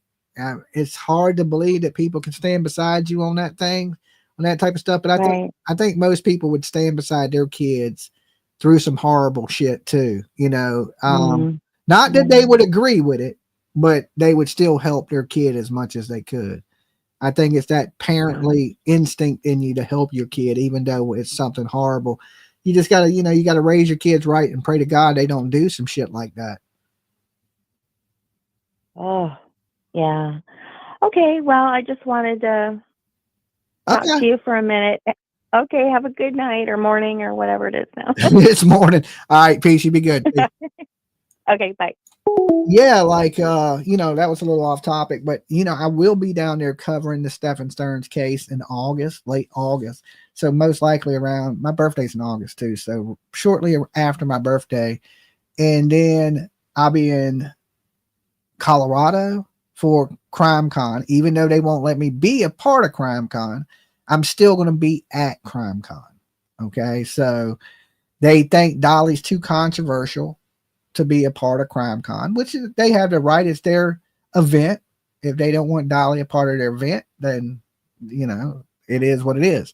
But I will be there to meet my people and see my people like I was in Nashville. I don't need a table. I'm still there. You know what I'm saying? I can't be there. It's just I can't have a booth at Crime Con because they believe my true crime is too controversial. And me myself, I don't think I'm controversial at all. You look at Nancy and other people, they're way more controversial than I am. But, I'm not the one that gets to pick who's there and who ain't. They do. And if they don't want me as to be a part, officially be a part of it, and so be it. Fuck them. Saves me money. But I will be there hanging out, meeting people, and all that good stuff, just like if I had a booth. So it don't make no difference. I didn't have a booth at the last one. That didn't change anything. Matter of fact, it made it better because we were able to do the meet and greet. Well, meet and eat and, leave and go hang out. Because Crime Con is so expensive. It's $400 for a ticket. All my viewers don't got $400. And I knew that going down there. I was like, well, look, my viewers are not. Well, I don't got a whole lot of wealthy viewers and that can afford those tickets like that. So I'm going to go there and meet my people that are going to be at Crime Con that want to meet Dolly. And then I'll do a meet and eat outside of there and where it's, $20 for a plate of food and you can still get to hang out with me, chill, and I think it went great. We had a good time at Crime Con last year because like I said, we were able to meet everybody in there, meet all the different creators, and then still have our event outside of Crime Con. So it worked great. $400 is ridiculous. I know it's insane. And really, I ain't saying this because they wouldn't let me be a part of Crime Con. If you're not like a true crime nut, it's high. But me, like I'm a true crime person. $400 for me, not as high because I really love true crime. But if you're like you dabble in true crime, it's not worth the money, right? But if you really die hard true crime person, it's worth it. Okay, so it's two ways of looking at it. Like if you dabble in true crime, yeah, $400 is ridiculous. It's fucking insane. If you like live and breathe true crime, then you can understand it's worth the $400. So, but like I said, the booth ain't that big of a deal. Like I said, I was able to promote my channel, meet everybody. Everybody that wanted to meet me just walked right up to me. Hey, Dolly, good to see you. Can I take a picture with you? Yeah, let's do it. Right. So I still got the full. I think they made the mistake by not allowing me because all they do is the booth is $1,200, right? All they're doing is turning around $1,200 for me to sit down. That's all it is. and have a banner. Okay. I mean, I don't need a banner. People know who Dolly is. There's what alone on this channel is what 63,000 people. So you got to remember how many millions of views this channel gets. So I don't need a banner. You know what I'm saying? People know who I am when they see my goofy ass. So it never, like, you know, they lose out in that one. But August, I'll be in Florida. September, I'll be in Colorado, in Idaho. So in 2 weeks, I'll be in Boston. So we got a lot of stuff going on coming up. Full deck. Thank you for donating that membership. And if you got a membership from somebody, if I miss anybody, make sure you thank them for that. Our memberships are kind of down. So make sure if you ain't a member, join up. Come on, part of the team. Get your turtle shells, right? I don't promote the joining as much as I used to, right? I just don't never tell people to join. But if you ain't a member, get you a damn turtle shell, all right? That does help us a little bit with the channel because it gives us a set revenue that we got to go off of every month by how many members we have. It gives us a little concept of what we can do and what we can't do. Colorado, that's a good state, right? I've never been to Colorado. Okay, so this will be my first time in Colorado. And, you know, we tried for 2 years to get on CrimeCon. We tried in Nashville. They said no, that we were too controversial. This year, they just didn't tell us anything. They just said no. But I'm assuming because they think I'm controversial. I don't know. Boston for the Karen Reed trial, yes. But like I said, we'll still be there. It's one of the biggest true crime events in the country. So, of course, we'll be there. I will also be in July. Is it June? I think it's June. I will be in Raleigh, North Carolina for GalaxyCon. Okay. Now, GalaxyCon don't have a place for YouTubers. They just don't. But I will be at the event because it's just comic book people, actors, horror movie people, wrestlers. It's a little bit of everybody. So I will be at GalaxyCon in Raleigh for the weekend. I'll be down there for, I think, 3 days. So if you're in the North Carolina area and you want to meet Dolly, I will be at GalaxyCon. And then, of course, like I said, September in Colorado, August, Florida, September, Idaho. And I'm sure there's going to be some more stuff come up through the year. So I'm going to be all over the place. All right. I will be there. So one thing I am looking forward to is the GalaxyCon, the meeting. I want to meet the dude that does Art the Clown. Okay. I love horror movies. And Art the Clown is going to be at the GalaxyCon in Raleigh. I think it's Raleigh. But I'm going to be at that one. Because I want to get some of my Art the Clown stuff signed. So, but I'm going to end up going down there and staying for the weekend. So here shortly, I need to make my reservations before everything sells out. And another thing, for far as September, for CrimeCon, is the hotels are so expensive. Will William Shatner be there? I think so. I think he will be there. Lex Luger is going to be there. All the people from Terrifier, which is like my movie here lately, is I like the Terrifier series. Just low budget gore flicks. Like, I don't know if y'all like that stuff, but a lot real bloody is like Terrifier. So I want to meet the people from Terrifier. And I just want to hang out, you know. I had a good time at the last GalaxyCon. I believe that's where I got the COVID though, being around all them people, because a week later I was sick and I tested positive for COVID. And that was only because there was thousands. It's probably 20,000 people there. GalaxyCon is way bigger than CrimeCon, right? CrimeCon is about 4,000 or 5,000 people. GalaxyCon is like 20,000 people in line to get in that bitch. We stood in line for like 3 hours. We were able to walk right into CrimeCon right? That shows you the difference in people. Like I said, at the max, CrimeCon had 4,000 or 5,000 people. GalaxyCon had 20,000 at least. And a difference in GalaxyCon for the full weekend is like $150. Like VIP's like 400. A regular ticket to CrimeCon is $400.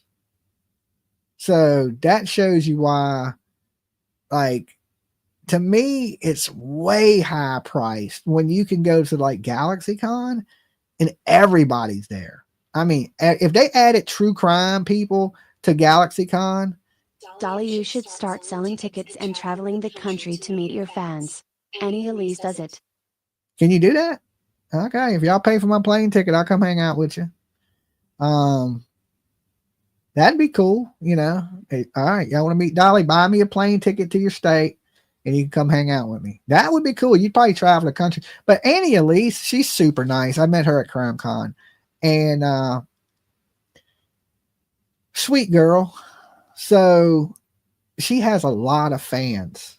She has a ton of fans. I mean, her channel's way up there too. So, I mean, I could see people maybe, you know, I mean, I don't know how she does that, but I don't know. Come to the beach for vacation. All right, send me a ticket. Send me a plane ticket. I only fly American and Delta. I'll fly Breezy too, but none of them other airlines, right? So I don't do the Spirit. Oh my God, I'll never get on another Spirit plane in my life. But anything, I prefer Delta. You know, the stewardess are nice, and you know, it ain't that bad. Don't have to be first class, but first class would be nice. You know what I'm saying? I need a little more leg room. Or if you put me in the back of the plane, make sure you pay the $30 extra for the, you know, the extra 6 inches of leg room, and I'll be good. I'll come out and visit you. So, but other than that, I can't do it. I can't get on Spirit. So she sells tickets to, that's weird. If you, I mean, I get it. If you pay for me to come out and hang out in your town, I'd come out and hang out, you know. Especially if I didn't have to pay for the flight or a hotel. But that's one of the biggest things about true crime is a Delta, American, and Southwest. I don't usually fly Southwest, but then again, I haven't been anywhere that Southwest really goes to, or needed to go to Southwest. But I like Delta over American, but I'll fly American. Now I did get on an American flight. That was the scariest flight I ever took in my life, but I feel safer on those airlines for some reason. I don't know why. Maybe it's just a mental thing. Delta's having problems. Southwest is free luggage. Okay. I usually don't carry a lot with me when I fly. I carry that one little bag, that, you know, that small carry-on, and that's it, and a book bag. I usually travel. Everything I got will fit right in there. I got my laptop. I got, you know, a few changes of clothes. Because the thing I find is I don't take a lot of clothes with me, because everywhere I go, I end up buying clothes. Like I'll get somewhere and I'll buy t-shirts and I'll buy other things while I'm there. And then I don't have no way to put them on in my bag. And then, you know, I don't pay for extra shit. I just don't. I don't know. Even if I got the money, I don't. I'm just a cheapskate. I just naturally like to save. And I only spend money when I absolutely got to. All right. That's just one of those things. Like, I don't blow through money because you never know what's going to happen. Like something will pop up unexpectedly, and then you need money and you don't got it. So I tend to save more. And I don't buy a whole lot of shit for myself. So that way I don't, you know, I ain't in debt. There ain't really much I need. So I try to get away with them airline tickets as cheap as I can without getting on a cheap plane. Planes are crashing bad right now. Google it. Yeah, small planes, not passenger planes. Passenger planes hardly ever crash. I mean, we seen a couple back to back. We had the one that went down that got hit by the helicopter. But that wasn't even that plane's fault. That was the helicopter's fault. And then, of course, we had that plane that landed and it flipped over, but everybody survived on that one. She sells tickets, Dolly. Who sells tickets? You talking about Annie Elise?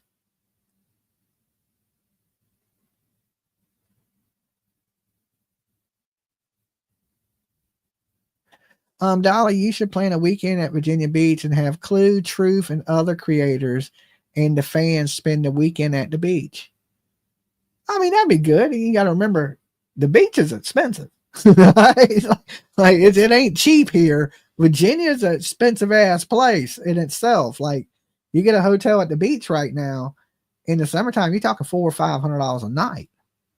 Like, there ain't, unless you stay in a cheaper hotel, and it is what it is. We may end up doing something like that, like a YouTubing event. I think it would do good here if we had a place to host it, and there is a place to host it. But the thing is the time frame of it. Like, if we tried to do it this summer, we wouldn't have much time to promote it, like 4 months, and you would need a lot of people involved, and to rent the stuff up front before we sell the tickets would cost a lot of money. Right? It would have to be something that we would have to do together. Like, you would need other creators involved in it instantly, because these places have to be rented, like the ballrooms that we would, meet everybody in and stuff like that. So it's just something like, I know places that do it because we have a horror convention here, and it's done like, I mean, there's different places. Like, you could do it at the Marriott, which would be way expensive. You could do it at the Hilton. It'd be way expensive. You could do it at the Holiday Inn. Still kind of expensive, but not as bad as, like, the Marriott or the Hilton. And a lot of the conventions are held at the Holiday Inn because I think it's probably the most budget friendly without being like ghetto, right? It ain't too ghetto. It ain't the best hotel in the world, but it ain't the worst hotel either. So a lot of the conventions come to the Holiday Inn here. Like the horror conventions and tattoo conventions. And now, if you're a big baller, you can rent the convention center, but you're talking $30,000 to rent it, And you got to remember, CrimeCon, they sell tickets at $400 a pop. So they have their conventions at like the Grand Ole Opry, the damn place in Colorado where hotel rooms are like $400 or $500 a night. It's expensive to put stuff together like that. Not that it couldn't be done. It just had to be done with a lot of planning. I thought the same thing when they said they wouldn't let me on CrimeCon. I was like, well, how hard is it to throw a true crime convention? I mean, I live in a tourist area. All you really got to do is get Nancy and Vinny to show up, and everybody else will come. It's like Field of Dreams. You build it and they'll come. All you do is kick Vinny some money, kick Nancy some money. They'll show up. Plane tickets and hotels, they'll show up. And then the rest of the people will follow. I mean, once a couple of the big people come, everybody else will want to get involved. But you would have to sell booths like everybody else does, and that's where it gets spent. That's where they make their money. And it's crazy because they make all this money for people to show up, and then they make money off the creators because most of these creators are paying to be a part of it. I can rent convention center. Well, let's do it. Okay, let's do it. I mean, you'd make your money back on selling booths and tickets, but it's the upfront money that is the big thing. Now, if somebody was to fork up the upfront money to do it, you could easily make your money back. Easily. But you would have to have everything locked into place first. And, as far as the convention center, once they were paid, the rest of it's just promotion at that point, telling all the YouTubers, hey, we're doing this. You can get a table for like $400 and don't charge crazy amounts like CrimeCon. Because here's the thing. A lot of YouTubers can't afford that. But if you make it affordable, say where CrimeCon wants, what is it, $1,200 for a booth? Make it $300. That's $300 back towards the convention center, right? And most YouTubers will pay $300 to promote themselves, right? Because basically that's what it is. It's promotion for YouTubers. And then sell tickets where they sell tickets for $400. Do like GalaxyCon, sell the tickets for $100 for the weekend, right? You get, let's just think you get 1,000 people show up and they pay $100 a ticket. How much money is that? Do the math. It's a lot of fucking money, right? There's money that can be made, but it's the upfront money to do it, right? Now, if there's any investors out there, hit me up and maybe we can do something like that, set up some type of convention. I know it would be profitable, but it would take a large upfront fee, right? And I mean in the thousands, right? Because you're talking renting ballrooms, certain amount of hotel rooms for the big guests, right? Because if you're going to have some big people, because once you get a few big people, that's really all you need. Then the rest of the small people want to be involved because of the big people. And then, you know, it just compounds. That's the basic blueprint for CrimeCon. Same thing for GalaxyCon. But GalaxyCon, they do it on a large scale. Way, like I said, way bigger than they actually do it at convention centers for GalaxyCon because it's so big, so many people. They would sell out a hotel and fucking like that. And then, of course, you got booths, sales, sponsors, advertisement. CrimeCon charges, listen, if you want to be CrimeCon to advertise you, it goes from $5,000 to $50,000 they charge people for promotion. And I just think, to me, I don't see it worth it. I just don't see it. I ain't saying it's not.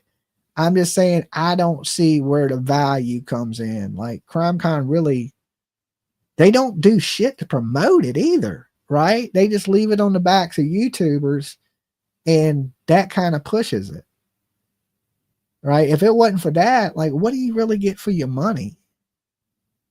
So much money to be made. It's a lot of money to be made.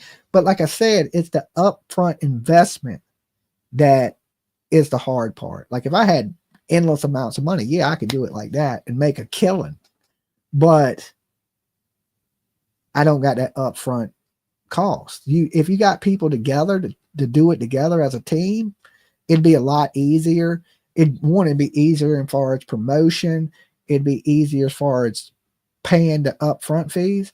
Now, I could look into it and see what some of that stuff would run us. I've been wanting to do it.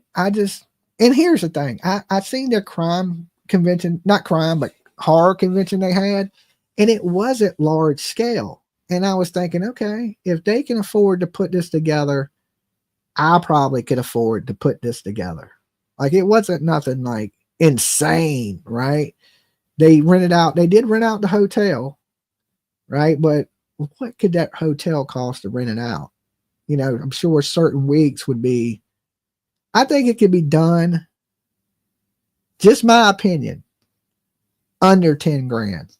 Okay. Under 10 grand, rent everything, have everything set up. You know, as far as you got to remember, you got to have entertainment. You got to have, you know, DJs. I mean, there's certain things you got to have to make it cool.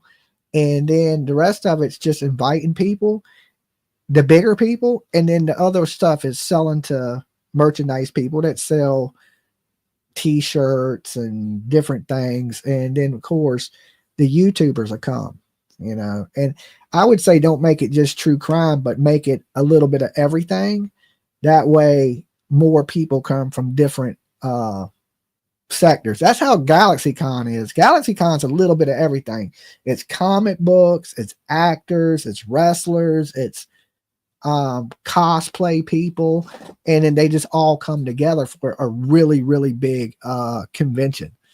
Get investors, and the way I would say do it is this: book it and then run advertisements on radio. I wouldn't worry about TV because TV is so expensive to run ads on, but I would say run advertisements on Facebook, okay, for people in the local area, because you know how on Facebook advertisement on Facebook is you can pick who's into what, and you can pick what area it's in. So say you're doing it in the 757, you can pick where your ads run for all the 757 people, and then a radio spot here is like $700. Okay, and that's them talking about it every day leading up to the show at like $700. So radio ain't bad. It's not bad as far as pricing of advertisement, because you're going to want locals to show up, right? So you just start advertising in the Hampton Roads area and getting people that are interested in whatever YouTubers or whatever event's going to be going down. Because I used to buy radio spots when I did the big shows here. Like when I was in the band days, I would just pay the radio spot and then of course make it back on ticket sales. So if you know you can sell the tickets, then that's when you get local businesses, like you said, to sponsor it.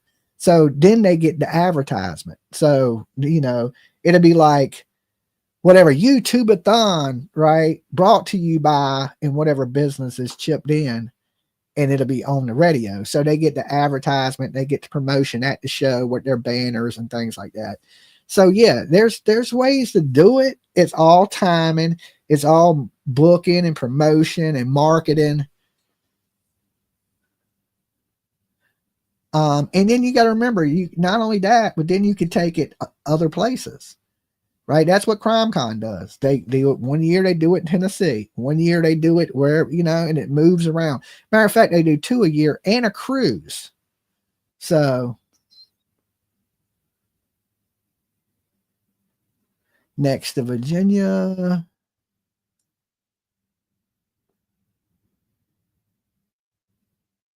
Good luck getting someone to listen. Really, do people really watch regular TV anymore? Not too many people. Not too many people watch regular TV. But look, I'm going to get ready to get out of here, guys. It's been good hanging out with you. I've done been here with you 3.5 hours. You pay for satellite and never even turn TV on. Yeah, that's what I'm saying. I wouldn't pay for TV advertisement. I don't think it's real valuable right now. I think through social media is where you're going to get the best advertisement deal as far as paying for it.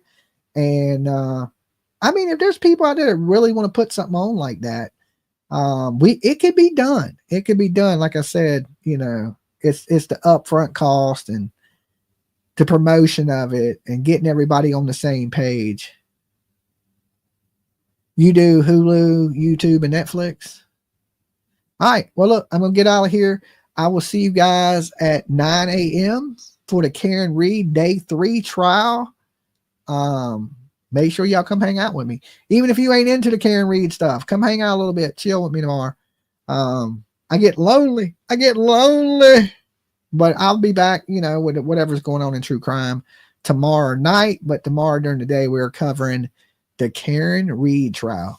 All right, remember this. If nobody else does, Dolly loves you. Peace.